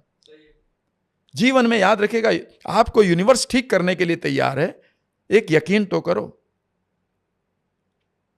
एक यकीन तो करो। कहते हैं कि जब द्रौपदी का चीरहरण हो रहा था तो भगवान कृष्ण बेचैन थे जहां पर भी थे। किसी ने कहा क्यों बेचैन हो रहे हो, कि वहां पर ऐसा हो रहा है। उसने कहा फिर तुम तो अंतर्यामी हो, कुछ समाधान करो। करते क्यों नहीं? कहते कर इसलिए नहीं रहा कि अभी तक उसने मुझे याद नहीं किया। अभी तक जो बिके हुए बैठे हैं, हारे हुए बैठे हैं, वो उन्हीं की तरफ निगाह है उसकी। मुझे याद करेगी तो वो चीर हटेगा। मांगना भी तो उससे मांगो। सही बात है सर, हाँ बिल्कुल। आप कह रहे हैं कि मुझे ये चाहिए, अरे यूनिवर्स दे चुका है भाई तुम्हें। सिर्फ एक बार क्वांटम फिजिक्स को पढ़कर एनर्जी को कोलैप्स करने के रूल को समझ लो, जिस पर 2022 का नोबेल प्राइज मिला है कि आप किसी भी एनर्जी को कोलैप्स कर सकते हो पार्टिकल में। मैं नहीं कह रहा हूँ, ये क्वांटम फिजिक्स कह रही है। तो why don't you do it? बताओ तभी भैया। सर वो गाना बना हुआ सर, वो गाना ना, वो तुम 1 पैसा दोगे तुम्हें 10 लाख, मतलब वो भी कह रहे अच्छा देने को तो फ्री में भी दे सकता था ना, एक तो कर, एक तो कर। तो मैं 10 लाख दे दूंगा। और सर ये तो कई चीजें ना इतनी इंटरकनेक्टेड है, मुझे मेरे को ऐसा लग नहीं रहा कि ये तो ना हमें 5-7 एपिसोड चाहिए सर, एक से काम चलेगा चाहे नहीं। जितने कोई ना कोई एपिसोड आई मीन मैनिफेस्ट कर रहा है इस वर्ड को कि 5-7 करवा दो भाई। मेरी गट फीलिंग बोल रही है भाई कि देखो, होगा। 700 किताबें, उनमें से कम 200 किताबें 2-2 बार पढ़ रखी है, 10-20 ऐसी पढ़ रखी है जो 20-20 बार है, 3-4 ऐसी पढ़ रखी है जो 50 बार है, 1-2 ऐसी पढ़ रखी है जो 100 से ज़्यादा है, और अभी भी पढ़ता रहता हूँ। मैं मतलब दैट्स इज रियली इनसेन, बहुत शानदार है सर, मतलब ऐसा लग रहा है कि लगातार बात करते जाओ। लेकिन फिर भी मुझे एक ना बहुत अच्छी बात याद आ रही है, मैंने सुना था श्री श्री रविशंकर जी के मुंह से, उनका एक विज्ञान भैरव करके एक पूरा कॉन्सेप्ट चलता है जी, वो किताब मेरे पास है। हाँ, और उसमें 112 टेक्निक, जिसको बोलते हैं मोक्ष के द्वार हैं। लेकिन जो उन्होंने मुझे बोला जहां से मेरा बल बॉर्न हुआ था, सरप्राइज एलिमेंट, यानी कि विस्मय हमारा खत्म हो गया लाइफ से। हम हर चीज़ को मानते कि हाँ मुझे मालूम है, जहाँ विस्मय खत्म हुआ, जैसे आप बोल रहे हो कि ग्रोथ तब आती है जब कुछ नया आप सीखते रहते हो, तो नया सीखना मतलब आप विस्मय में रहिए। वो मुझे आज आपकी बात से ना उसको और वैलिडेशन भी मिल गया कि इसका मतलब ये और है। मैं इसको पात्रता कहता हूँ। जितना आपका पात्र बड़ा होगा उतना ही सामने वाला डालते हुए सोचेगा, समझने की कोशिश करिएगा, कभी भी देख लीजिएगा। तभी बोला जाता था कि मांगो मत। हाँ, मैं बता रहा हूँ इस पे भी। मैं आज भी जब लोग काउंसलिंग की बात करते हैं तो मैं कभी पैसा नहीं लेता हूँ, कहता हूँ। अभी कहना पड़ गया क्योंकि कई बार वो देना देते हैं तो वो जीएसटी वीएसटी लगाकर। मैं जब भी अपने पार्टिसिपेंट को कहता हूँ कि वो सर कितनी फीस लेनी चाहिए, मैंने कहा सबसे पहली बात सोचो कि कोई गरीब आदमी है तो उसके लिए 500 रुपये भी ज़्यादा है, तो उसका तुम इशू और रिजोल्व क्या करोगे, बढ़ा के आ जाओगे। और जो आदमी अरबपति है वो 5 लाख में भी ठीक नहीं होगा, उससे आपको 50 लाख भी चाहिए। तो सर क्या ले? तो मैं एक सेंटेंस दिया करता था, what ever you can afford. आपको यकीन बताऊं, मैं फ्री की वर्कशॉप दिया करता, फ्री में काउंसलिंग दिया करता था 33 साल पहले। एक आदमी रो रहा था सड़क के किनारे, सुबह 5 बज रहे थे, मैं बाइक से जा रहा था योगा करने, और अचानक मुझे लगा कि कोई पार्क में रो रहा, अंधेरा था, चिल्ला रहा, रो रहा है। मैं एकदम से रुका, क्योंकि मैं कोई ऐसा तो नहीं कि कोई एक्सीडेंट हुआ पड़ा है या किसी ने टक्कर वक्कर मार दी इसको, किसी पशु ने। और मैंने देखा कि एक बेंच पर एक आदमी रो रहा है लेटा हुआ। मैं उसके पास गया कि क्या हुआ। उन्होंने कहा मुझे मेरे बहू ने घर से बाहर निकाल दिया, मेरे बेटे ने भी, और मैंने घर छोड़ दिया रात। तो मैंने उसे धमकाया, मैं तू पागल है क्या? तू पढ़ा लिखा लगता है, बुजुर्ग है मुझसे, यार तुम पागल हो क्या? तुम्हारे बेटे ने अपराध बोध में अगर कुछ ऐसा ऊट पटांग कर लिया, उसने बीबी को पागलपन में अटैक कर दिया, खुद को नुकसान पहुंचा लिया, तो जीवन भर तुझे अपराध बोध नहीं रहेगा। अरे बेटा था तो कह भी लिया। उन लोगों को सोचो जिसके पास बेटा ही नहीं है, वो सोचते हैं कि भाई मेरे बेटा होता था। क्या कहा उसने? कहा ये बोला। मैंने कहा ये काम कर, इस पिक्चर को ऐसे लेके जा, इस साउंड को ऐसे म्यूट कर, यहाँ पर ये ला, फीलिंग कहाँ आ रही है, यहाँ आ रही है, इसको ऐसे मिटा। और वहाँ से एक आदमी गुजर रहा था, उसका नाम था ML अग्रवाल। उसने कहा क्या मुझे आपका नंबर मिल सकता है? मैंने कहा जी हाँ। तब वो रिलायंस के नंबर आते थे, रिलायंस का एक छोटा सा मोबाइल आता था, तब मेरा नंबर भी तब भी अब वो मैं कहा जी है। कैसे सर किसी का फ़ोन आएगा आप उठा लेंगे? मैं कहा जी उठा लूँगा, ठीक है ना। एक फ़ोन आता है मुझे उस शहर के एक बड़े व्यक्ति का, उसने कहा कि सर मैं आपसे मिलना चाहता हूँ, मेरा नाम ये है। मैं कहा जी मैं तो आपको जानता हूँ, आपका बिजनेस तो यहाँ पर है, तो मैं आपसे मिलना चाहता हूँ, कहाँ आऊँ? मैंने कहा जी मैं ही आ जाता हूँ। उन्होंने कहा नहीं, प्यासा ही कुएं के पास आता है। मैंने कहा जी ना तो आप प्यासे न, मैं कुआं हूँ, मैं ह्यूमन बीइंग हूँ, और हम सब एक कोई ना कोई किसी पर्पज़ के लिए जुड़ रहे हैं। उन्होंने कहा कि उनकी बेटी को डिप्रेशन है, जो 42 साल की है, और उनके हस्बैंड बहुत बड़े ऑफिसर है रेलवे में। मैंने हेल्प करना शुरू किया जितना भी जानता था। अचानक उन्होंने रेस्पॉन्ड किया, कुछ एक मेमोरी तो मैंने उनको डिलीट किया, एंग्जाइटी थी वो ठीक किया, कुछ एक ट्रिगर पड़े थे जो उनके हार्ट को सिंक करते थे और वो एकदम से पैनिक में आ जाती थी, मैंने उनको पूरा किया। तो 10 एक दिन में वो रिजल्ट आ गया, उन्हें बहुत अच्छा लगा। उन्होंने कहा कि भाई मैं हम कुछ आपको पैसा देना चाहते हैं, कितना? मैंने कहा सर मेरे लिए यही काफ़ी है, मैं रहने दो इसको, जब भी ज़रूरत पड़ेगी तो मुझे इतना अधिकार दो कि कभी मैं मांग लूँ। तो उन्होंने कहा सर ये नहीं है, आज तो आप तुम मेरे बेटे की तरह हो, कभी भी आ जाना। तो वो सीनियर आदमी थे। अचानक मुझे 10 दिन 1 महीने बाद कॉल आती है। मैंने कहा जी सर बताओ। ये उसी आदमी की कॉल थी। उसने कहा दिल्ली जाना होगा, एक आदमी को चुपचाप जाना होगा, उसकी आइडेंटिटी डिस्क्लोज नहीं करेंगे, वहाँ पर कुछ इशू हैं, हम इशू भी नहीं बताएंगे और वो आपको नहीं जानते, उनके परिवार से बात हुई है, अब आपका ऊपर है। मैंने कहा सर कुछ तो बताओ उनको, नहीं तो मुझे कौन एक्सेप्ट करेगा। And suddenly I was there in a very big farm house, करोड़ों नहीं, मतलब अगर उस समय में देखा जाए 20 साल 25 साल पहले, तो तब का मैंने देखा कि एक आदमी मेरे सामने बैठा हुआ है। मैंने उनके साथ हेल्प करी। उन्होंने कहा कि जीवन में अगर रास्ता ना मिले तो क्या करोगे। मैंने कहा सर अपना बना लेंगे, जो चलेगा वो पैसे देगा, नहीं तो मोनोपोली है ही। उसे लगा यार मेरे में कुछ दम है। उसने कहा मेरी ये इमेज है। मैंने कहा ख़त्म कर देते हैं। ये बिलीफ है। मैंने कहा अभी हटा देता हूँ। कॉन्ट्रास्टिव एनालिसिस टेक्निक होती है। उन्होंने कहा व्हाट इज योर फीस। अब मैं उसे जानता नहीं कौन है, एंड मैं आपको बताऊंगा इस पॉडकास्ट के बारे में कौन आदमी वो, आप चौंक जाएंगे, उछल पड़ेंगे। हो सके आप उसी के ही आसपास हो। मैंने कहा सर फीस की तो कोई ऐसी बात नहीं कही, फिर भी मैंने कहा सर जो भी आपसे बन पड़े जो भी आपसे बन पड़े, ठीक है। And he give me 2 million. 2 million उस समय? 20 लाख। और उसने कहा कि अगर कम है तो बता दीजिएगा, पर आप मेरा साथ नहीं छोड़ेंगे। लेकिन अगर मैं ये सोचता मैं फ्री में क्यों करूं, या 50 रुपये लेने हैं इस आदमी से, या मैं उस आदमी से कहता नहीं जी पहले तो मैं बताता हूं आपकी बेटी को मैं 10 दिन दूंगा और मेरी 2100 रुपये पर विजिट फीस होगी, तो ले लो। भगवान शंकर आपके साथ सामने खड़े हैं। भगवान शंकर ने आपसे कहा क्या लोगे, आपने कहा टॉफी ले ले। आपने कहा भगवान शंकर जो भी तुमसे बन पड़े, वो कहता 3 लोग मेरे पास है, एक तुझे दे देता हूं। तो जीवन में याद रखना आकर्षण के लिए क्वालिफाई करिए। जिंदगी में जाएगा कहाँ कोई और, आएगा तो मेरे पास ही। सही बात है सर। अगर मांगते भी तो क्या मांग लेते वो, this is something insane sir, insane, गजब सर। ओहो, मैं सर बाद में नाम जरूर पूछूंगा आपसे। ओके सर, मुझे अब ना मैं आपके क्या आपकी बातों में इतना खो गया हूँ कि मैं सवाल ही भूल गया हूँ। ओके हाँ सर, हम चल रहे हैं अब हमारे पॉडकास्ट के पहले चरण के अंतिम भाग की ओर, क्योंकि ये कंफर्म है कि हमें बार बार मिलना पड़ेगा, इस सीरीज़ को आगे लेके जाना पड़ेगा। क्योंकि जो चीज़ें मैंने सीखी हैं, जो मैंने एक्चुअली सीखी नहीं है, मैंने महसूस की हैं आज। अब उसको महसूस जो मैंने आज महसूस कर लिया, मैं उसको हमेशा उसी फीलिंग के साथ रहना चाहता हूँ, ताकि अपने आप को ग्रो कर सकूँ। मैं थोड़ा सा स्वार्थी हूँ सर, सॉरी, लेकिन हाँ आई वॉन्ट टू ग्रो। हाँ yes, I want to also contribute to. तो उसके लिए मुझे आपसे बार बार मिलना पड़ेगा सर। सर इसमें एक छोटा सा सवाल है। आज अगर राम वर्मा जी को मौका मिले, भगवान आए कि जाओ आपको आशीर्वाद दिया है, अपनी एक लाइफ का कोई भी इवेंट अगर आपसे चेंज करना चाहें, तो क्या होगा वो? I will change the death of my father.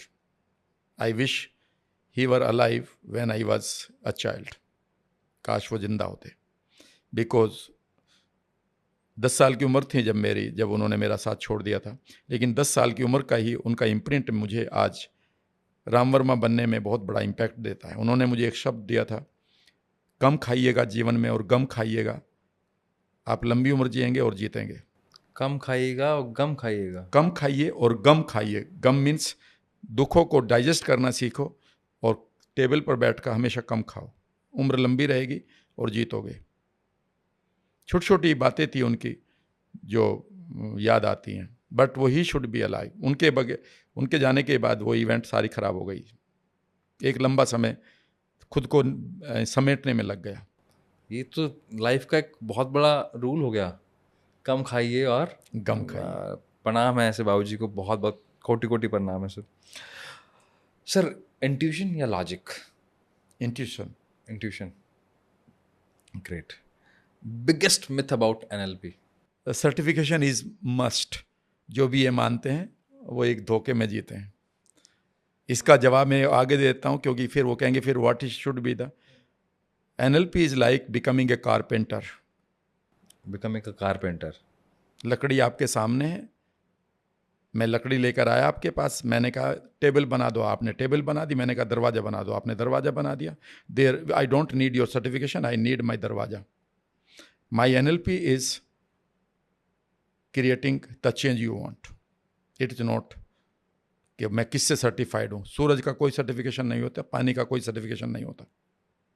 मैं आपकी बात से इसलिए कनेक्ट कर पा रहा हूँ, जब हम कई बार वर्कशॉप लेते हैं ना सर, उसके अंदर पूछते सब सर्टिफिकेट मिलेगा, मैं क्या करोगे उसका, किसको दिखाओगे, तुम सीखने के लिए हम तो देते तो हैं, लेकिन करोगे क्या उसका. और एक वेबिनार अटेंड करने का भी सर सर्टिफिकेट मांग लेते हैं.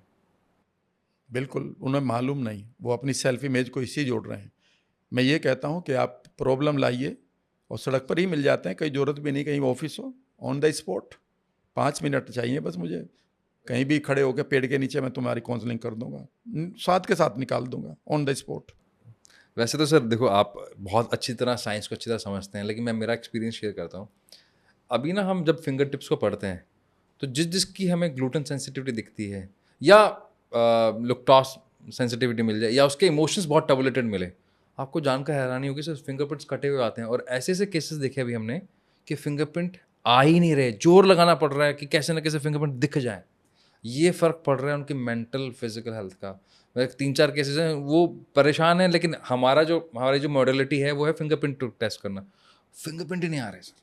मैं भी अपने सभी दर्शकों को बताना चाहता हूँ कि विकास जी एक्सपर्ट हैं. आपकी फिंगरप्रिंट से आपकी पर्सनालिटी, आपके करियर, आपके फ्यूचर को बेहतर और बढ़िया गाइडेंस करने के लिए कृपया ध्यान रखिएगा इस चीज़ का. इनकी ज़रूर एक्सपर्ट ओपिनियन लीजिएगा. Thank you. आप so बहुत much, अच्छा sir. काम कर रहे हैं. और ये न्यूरो साइंस की बहुत ही, और ये शायद मेरा और आपका रेपो भी इसीलिए कि हम दोनों न्यूरो साइंस की बात करते हैं. सर मतलब ये आपके शब्दों, आपके मुंह से ऐसे शब्द सुन रहे हैं सर, धन्यवाद सर, कोटि कोटि धन्यवाद. एक लास्ट सवाल, अगर आप NLP नहीं कर रहे होते तो क्या करते? मुझे कई बार इस सवाल के परे कुछ दिखाई नहीं देता, कोई ऑप्शन नहीं थी. मैं आज भी अपने माइंड से पूछता हूँ तो एक ही बात कहते हैं, ठीक है ना, कोई ना कोई ऐसी चीज़ लर्निंग कर रहा होता जिससे लोगों की skills, I mean real issues को रिजोल्व कर रहा होता. मैं अभी भी अगर मैं पास्ट में जाता हूँ तो मैं 1981 या 80s की बात करता हूँ, जब मैं एक कोचिंग किया करता था और करोल बाग में कोचिंग इंस्टीट्यूट हुआ करते थे, DPCC और SN दास. और मैं आज आपको ये बताना चाहता हूँ कि उस टाइम तक मुझे कोई होश नहीं थी कि मुझे क्या करना है, क्योंकि समझ में नहीं आ रहा था लाइफ में करें क्या, सब कुछ बिगड़ चुका था. और उस टाइम में मुझे आज भी याद है कि मैं DTC की बस का इंतजार कर रहा था, रात के 8:30 बज चुके थे, और मैं सिर्फ एक चीज़ मेरी इस पिक्चर में घूम रही थी कि मैं जीवन में क्या कर सकता हूँ. और वहाँ पर एक ही चीज़ आ रही थी कि मेरे पास एक सूटकेस है, मैं जगह जगह जा रहा हूँ, लोग मुझे बुला रहे हैं और मैं उन्हें पढ़ा रहा हूँ, और वो ऐसी चीज़ पढ़ा रहा हूँ जो उनके इश्यूज़ को रिजॉल्व कर रही है. ये 20 साल में देखा गया सपना निश्चित रूप से मेंटोर की कमी के कारण 20 साल लगे, लेकिन याद रखिएगा हुआ वही. मुझे नहीं लगता मैं इसके अलावा कुछ और कर रहा होता. सर मेरे पास शब्द नहीं है आपका किस तरह धन्यवाद करूं, क्योंकि जो आज आपने एनलाइटमेंट दिया है, जो चीज़ें बताई हैं, उसने मेरे सोचने का नज़रिया ज़रूर चेंज किया है. और मैं यकीन से कह सकता हूं